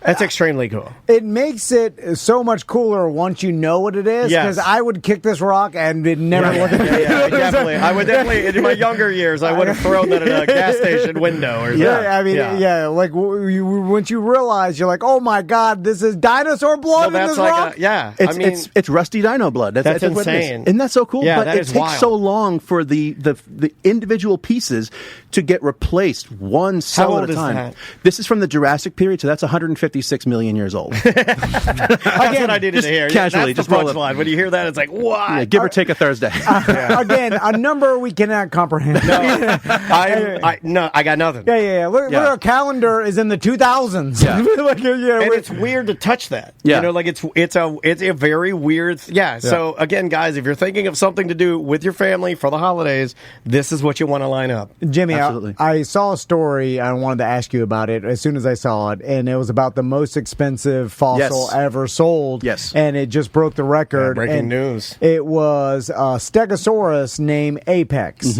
and it sold for $45 million at the what's that super popular the Sotheby's. Sotheby's auction. Quick, just side note: the Applebee's. chat room is asking you to change your name to. They want you to change your name to Rusty Dino Blood. Rusty Dino Blood. I think that would be a good action adventure hero name to Rusty Dino Blood. Okay, sorry. Yeah, I'm going to start wearing fedoras after that. I don't know. It's like We'll an come back. Indiana Jones vibe. Yeah, And I think you sing all your own country music. I like that. Yeah. So Back to Apex. And so it was the most complete Stegosaurus fossil that they have.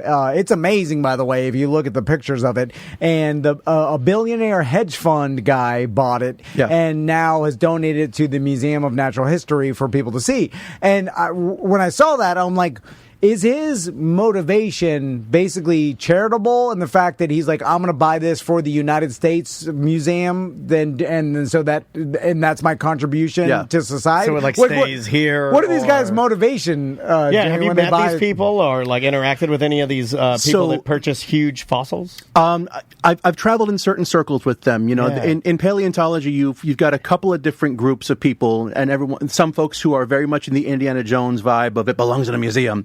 And then other folks who are like, this is a precious thing and I can find money out of this. You know, I'm kind of more in the museum side of things, but I appreciate that there's got to be a balance. And so you've got some folks who, if they can find gold in them thar hills, and that drives people to go out and want to pursue things, because a lot of amateur paleontologists are where we find some of our newest and most exciting discoveries. Now, Apex here, the billionaire who won the auction, is a guy named Griffin. He actually lives in Florida. Oh, really? And so Apex is on loan to the Museum of Natural to the AMNH in New York for about 4 years. And after that, we don't know where it's going to go next. So from the paleontology side, we're very excited it gets to be in a museum. But we're not sure how much we can study off of it. This is a very complete Stegosaurus. It has more Stegosaurus parts and pieces than any other specimen we've found so far. We have so much we can learn. Yeah. But if we can't study it for a long term to make those comparisons, we can't be sure. And there's a couple of rules that we have to follow in scientific studies where I have to be able to go back in 10 years, 15 years, and check your work to make sure that your stuff still holds up. So if Apex is like on a review display, of some sort. Exactly. I have to always be able to go back, dust off the old thing, and make sure that your science still holds up today. And that's how science continually reviews itself. My mom never did that. Yeah. She believed one science and died with the same science in her brain. I like a one and done type science. Whatever you discovered hundreds of years ago, I still believe. There are, I mean, dare I say, millions of Spanish grandmas that think Vicks will cure everything in the world, and it's just not science. It's not. All the dinosaurs were green and they lived in the water. You know, yeah. So the Stegosaurus, let's talk about that. That's an herbivore. Yes. And it kind of similar to a tortoise in the fact that the spikes were for a defense mechanism against other predators, right? Or So something? we're still not 1,000% sure what the plates are there for. What we do know is that the plates are covered in a bit of keratin, the same as like our fingernails and hair. I know this because I actually was working in a prep lab in Wyoming a few years back, and we had a section of a Stegosaurus where the plate had folded over and kind of trapped things underneath. When we popped the plate off, we saw the skin impressions and we saw the preserved keratin on the insides. We're like, okay, Stegosaurus plates were in fact covered in this keratin material. They weren't covered in flesh. They may have been able to flush with blood and light up. And like in Walking with Dinosaurs, they had the plates were able to change colors and get really bright red to help scare up a predator. Still a possibility. We don't know for sure yet. But having a specimen like Apex would allow us to explore some of those things and discover things more closely related. The problem is that if we have a 4-year shelf life on that research, and if after the 4 years comes, Apex decides to go back to this guy's mansion in Clearwater, then none of that research counts anymore because I can't check it. We got to steal it. Can't verify. We got to steal it. I can get you crew. Get Nicolas Cage on the phone right now. He's a huge dinosaur fan. He'll do it for free. We can do something I like to call Big Fat Ocean's 11. And it's me and a ragtag team, or it's very much like what's that movie, The Uncrustables? No, the movie with Expendables? Yeah, thank you. All right. The animated version was The Uncrustables. Ocean Good at 65 million. It's like Daniel presents The Uncrustables. So what's weird about this is it seems like these fossils shouldn't be private. It seems like they should be. It does feel a little gross and weird, right? Like the world's information. Yeah, I'm playing the Indiana Jones game, the new Indiana Jones game. Yes. And the first thing you do in the Indiana Jones game is not teach a class. A religious man that's like 9 foot tall, a Catholic man from another world, breaks in your museum and he stole my GD cat mummy that I got in Marrakesh. I got him in Marrakesh. So now I got to get all my stuff and pack up my suitcase and my whip and go track down my cat mummy. So if this person, give it a shot's a good game. If this person moves the fossil to his, like you said, living room in Clearwater, then no one can study it anymore. Or they'd be like, you can come to my house, but don't make a mess of it. And now you're not in a, no scientific setting, and it becomes way harder to get information. So part of the rules are that if I want to be able to continue the study, I have to be able to go and see it in a museum anytime I want to without needing to make an appointment. So if it's in someone's private house, I can't just walk in and be like, hi, I'm coming, I'm visiting from the University of Bonn, and I got to check out your stego. And it's like, we're having dinner right now? So now's not a good time. Never thought about that, man. Yeah. So, of course, the Tyrannosaurus Rex fossil stand was the previous big one. The previous biggest one at 31 million. That's my boy right here. And we all know what a Tyrannosaurus Rex is. But I'm curious, then the next one down is a fossil named Hector, and it's Dino Deinonychus.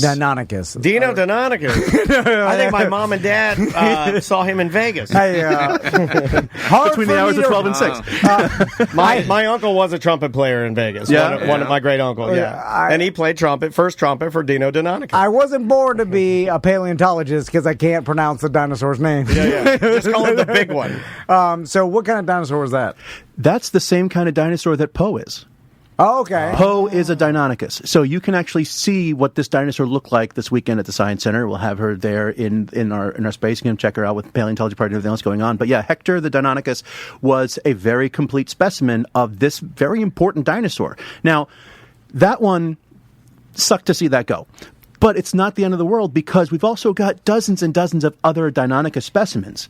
that are very beautifully cataloged. The originals are still in Yale. We had most of the dinosaur when we first found that one too. So this one it's not as bad because we can still research on other things. Now, if there's anything unique about Hector that we can't find in it anymore, that's not going to help us in the long run. But from what I read and what I understand about it, it was a very cool-looking Deinonychus, but not really too much special to write home about beyond the fact that there was just more of it. And the fact that it was covered in feathers is odd for society to see, I think, because they just don't relate dinosaurs being covered in feathers. Right. Even though they're, bird We want the descendants. stereotype. But the beautiful thing about Jurassic Park is that it showed us dinosaurs as being these agile, living animals functioning in the way that we would expect animals to do and not big movie monsters. The downside is, for the last 30 years, we've been saying, no, it couldn't spit at you. No, it actually had feathers. No, it could see if you didn't move. And so, Which leads me to like a really big question for you, like us as your friends and people that admire you and love it when you come in here. You guys. Where are you at with like your relationship with Jurassic Park? Like, are you okay with it, or are you just like it'd be better if we it's didn't still my second favorite movie of all time. So you're in. You're still in. 100%. Even though the misinformation and the way that they've changed it and added different things, but you're First people favorite say- Barbie movie. It's odd. I went all in on Barbenheimer. I'm not gonna lie. It was fun. It was fun. No, so people ask me like, if Jurassic Park were real, would I go and visit it? And like, would I pay money to go to this island? It's like, no, I don't think you have to pay when you work there. Like if Jurassic Park were real, I would be on that island. Like, I'd be doing tours. I'd be doing the same thing I'm doing here now and be like, this is no matter what, you'd have to. I mean, all in, man. Absolutely. That would be the childhood dream. And I as someone who's checked off a bunch of childhood dreams, let me tell you, you're like surrounded by dinos. I'm covered in dinos. You'd have all a the time pen anyway. holder, Barbasol can, everything. You'd have to have it all. Everything. Hawaiian shirt, it all. And the next one up on the list I had was Big John, the Triceratops. Yes. Now, that Went sounds for- like it should be in the South, right? Went for $7 million. He's With over in rusty Tampa. Dino blood. Is he? Yeah. Is it Tampa? Yeah, Big John is on display at the Glazer Museum in Tampa. So That's not that far. the Triceratops, I think people, it reminds them of a rhinoceros kind of because of the horns. 100%. But did it have the same reason that a rhinoceros has the same type of... He's got everything we ask in the bag. It's crazy. So was it for like fighting another Triceratops male or something? So we see that there's a couple of really great ways you can see how these animals lived. All of paleontology is looking at what I find and trying to figure out what I'm looking at and how does it work and what would it do and how these animals live with each other. I've always liked their mouths. I always thought they had Right? weird. It was like they've got the three. I don't even want to call them horns. No, they're horns, yeah. Okay, so 3 horns, but they still have. And what's so terrifying about this guy is the bird mouth. Yeah, that big bird beak. Look at the bird beak. Like, okay. I don't know why that's so scary to me. I think it's because it's 2 curved swords coming together like a pair of some sort of shears that are meant to like really do some damage, man. This guy, like Triceratops, people sleep on Triceratops, and I'm going to tell you why. Because their beak was like extremely sharp hedge clippers, and their teeth look like Phillips head screwdriver bits. That sounds horrible. Right? Because their main food item were cycads, which was like, if you have sago palms in your yard, like those really big palm trees and things, they're so tough, and every time you try to clean them up, they stab you 16 times. Yeah. That was like, give me more of that. That was their casual Thursday lunch. Like, that's the kind of stuff that they ate all the time. He's a mega goat. So he's tough as hell. They had to be tough. Their jaws were strong to crunch through this stuff and devour them. You can see there's actually several Triceratops skulls on display at the Science Center, and when you come by this weekend, take a look at those teeth because they are wild looking. Yeah. Okay, Jimmy, I got a Phillips question. head screwdriver teeth. So when we Like the Steven Seagal movie. when we see Remember that guy? I think his name was Screwface. when we see horns on animals, I think we immediately relate them to like a deer or an elk or a rhinoceros or whatever, and we think of that. Oh, they use the horns to fight other male of that species, so they can mate with them. Yeah, be the most dominant, mate with the female. And so, because we're thinking of mammals, but then I'm looking at this dinosaur and I see the horns on Triceratops, and I'm like, I go to that, but I'm like, wait a minute, this is a bird.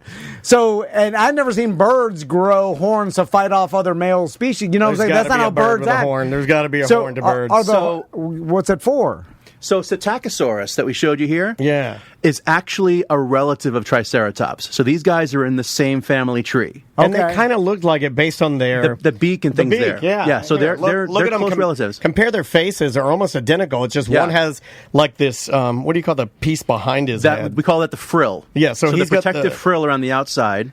And then Psittacosaurus has these little pointy pieces coming off the side. So we call those the jugals, so like they're extensions of the jawbones. Yeah. And so you can see a lot of buddy similarities. EJ's got some huge jugals. Ginormous. And so the structures that animals have in the wild are not there for no reason whatsoever. They're either for feeding or for fighting or for looking good. So like whatever the reasons that they have, those are essential for these animals. Now, in every Triceratops that we found, we know that the horns start off really small, the frill starts off really small, and as the animal grows, they change their shape. So they curve back, and then they start to curve forward as they get older.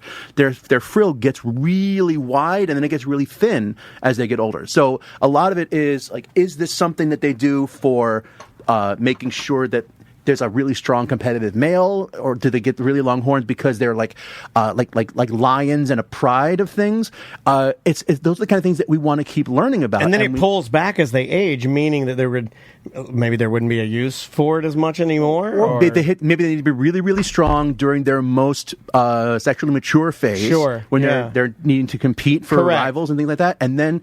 Is the old lone gunman's like, I don't do this anymore, and he's up there just hacking out of wood. the game. I'm out of the game. Or some birds just, and I've seen this on like Planet Earth and documentaries and stuff, but they have elaborate, like a peacock, like a huge thing just to attract plumage, mates. And then it's not for any other reason, no fighting or anything. It's just like, hey, I'm going to put on display. It's my decoration. So, 100%. So there could be a possibility that Triceratops had this all for just ornamental reasons. You're right? Absolutely. And so other relatives of Triceratops, like one of my favorite dinosaurs is a creature called Cosmoceratops. Its horns curve off to the sides.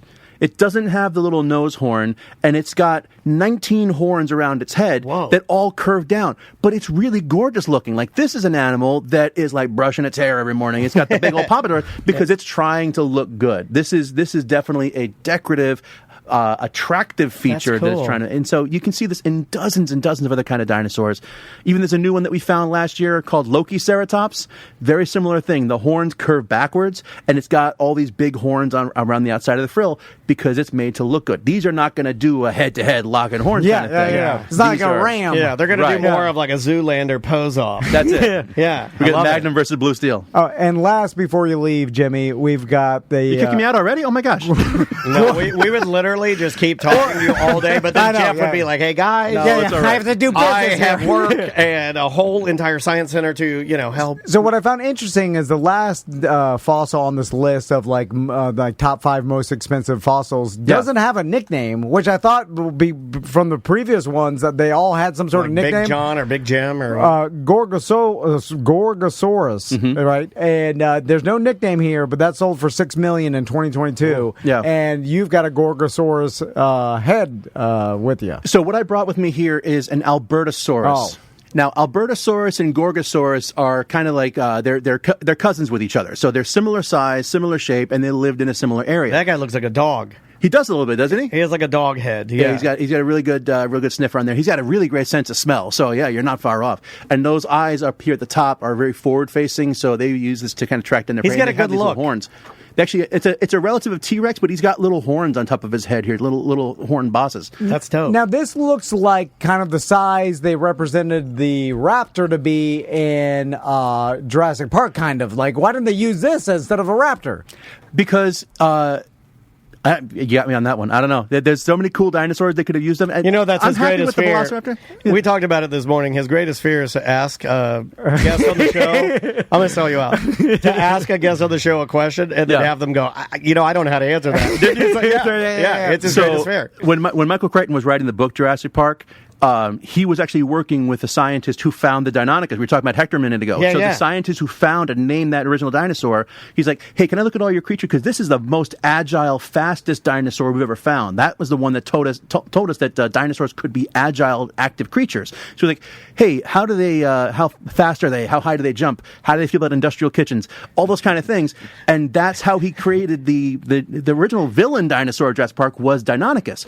When they were getting ready to make the movie, they said, hey, we think kids are going to have a trouble saying Deinonychus or whatever it is. So we're going to go with Velociraptor because that also sounds scarier. So they turned this awesome, incredible creature into a turkey-sized turkey. And for 30 years, we've been saying, it is, but it's actually this. So just the name. There's the marketing. It was just some marketing I did thing. not know that. No, it's all good. Yeah, because that dinosaur looks scary as hell. Albertosaurus. Just look at his side profile of his teeth that hang out. Yeah, man. And how tall was that dinosaur? This guy would be about 11 feet tall. Jesus. And so this one, its full name is Albertosaurus sarcophagus. It means Alberta's meat-eating lizard, because this was found the same year that Alberta, Canada was named as a province. And so the guy's like, oh, yeah, we're going to name this after our new province here. Sarcophagus. Yeah. That thing would kill you good. Oh, man, it'll chomp you. 6 times before you hit the ground. Oh, yeah, man. Now, again, the Orlando Science Center. Yep. Let's tell everybody how they can be a part of this. The paleontology party this weekend, Saturday and Sunday. Mm-hmm. And, of course, Dinos and Lights going on all December up until January 6th. And it's a perfect holiday weekend to visit the Science Center. Just become a member. That's the easiest thing. Yep. Like, just go and just buy the year membership. Yeah, because I get and tired then you of can telling go whenever people, you want. Yeah, if you're a member of all these great things, then when Jeff rolls out something new, there's less thinking involved. You don't have to rush to the internet or anything. You are already a member. More than likely, they're going to throw something in your email box to let you know as members ahead of time. You're going to get the scoop. Yeah, yes. I always get the scoop. I know even before we have a meeting with Tracy or Jeff, like I get the stuff because we're there. Just take your kids to the Science Center. Stop taking them some trampoline park with balls and everything. They're not learning anything. Like they'll have just as much or more fun at the Science Center, and they have other, like that. I've taken my sons since they could walk to the what's the area where we're lifers. It's the green it's not an obstacle course, but it's the climber in Kidstown. The climber and that thing. My son's. You ever been up to the top? An hour in there, climb. They've been. I've climbed in there. That's Climb Time presented by the Isaacs family. That is an awesome time in Kidstown. My kid used to take me in there because the grown-ups can get in there too. You can Parents get in there with their kids. Huge. My kid would take me up to the top and then ditch me. Yeah, and leave me. And it can be a little difficult if you have, let's say, bad hips to get down. And Maisie's like, peace, dude. So, there you go. Well, Dino Jimmy, dude, Jeff, we love you. Thank you, Jeff. We love you. Thank you guys. Happy so holidays. Much. Happy holidays to you guys too. Yeah. We'll see you at the Science Center. Yeah, absolutely. We have so much fun with you guys, and thanks for being a part of our show. We appreciate it. Thank you for having us. Always a pleasure. See you next time. OSC.org.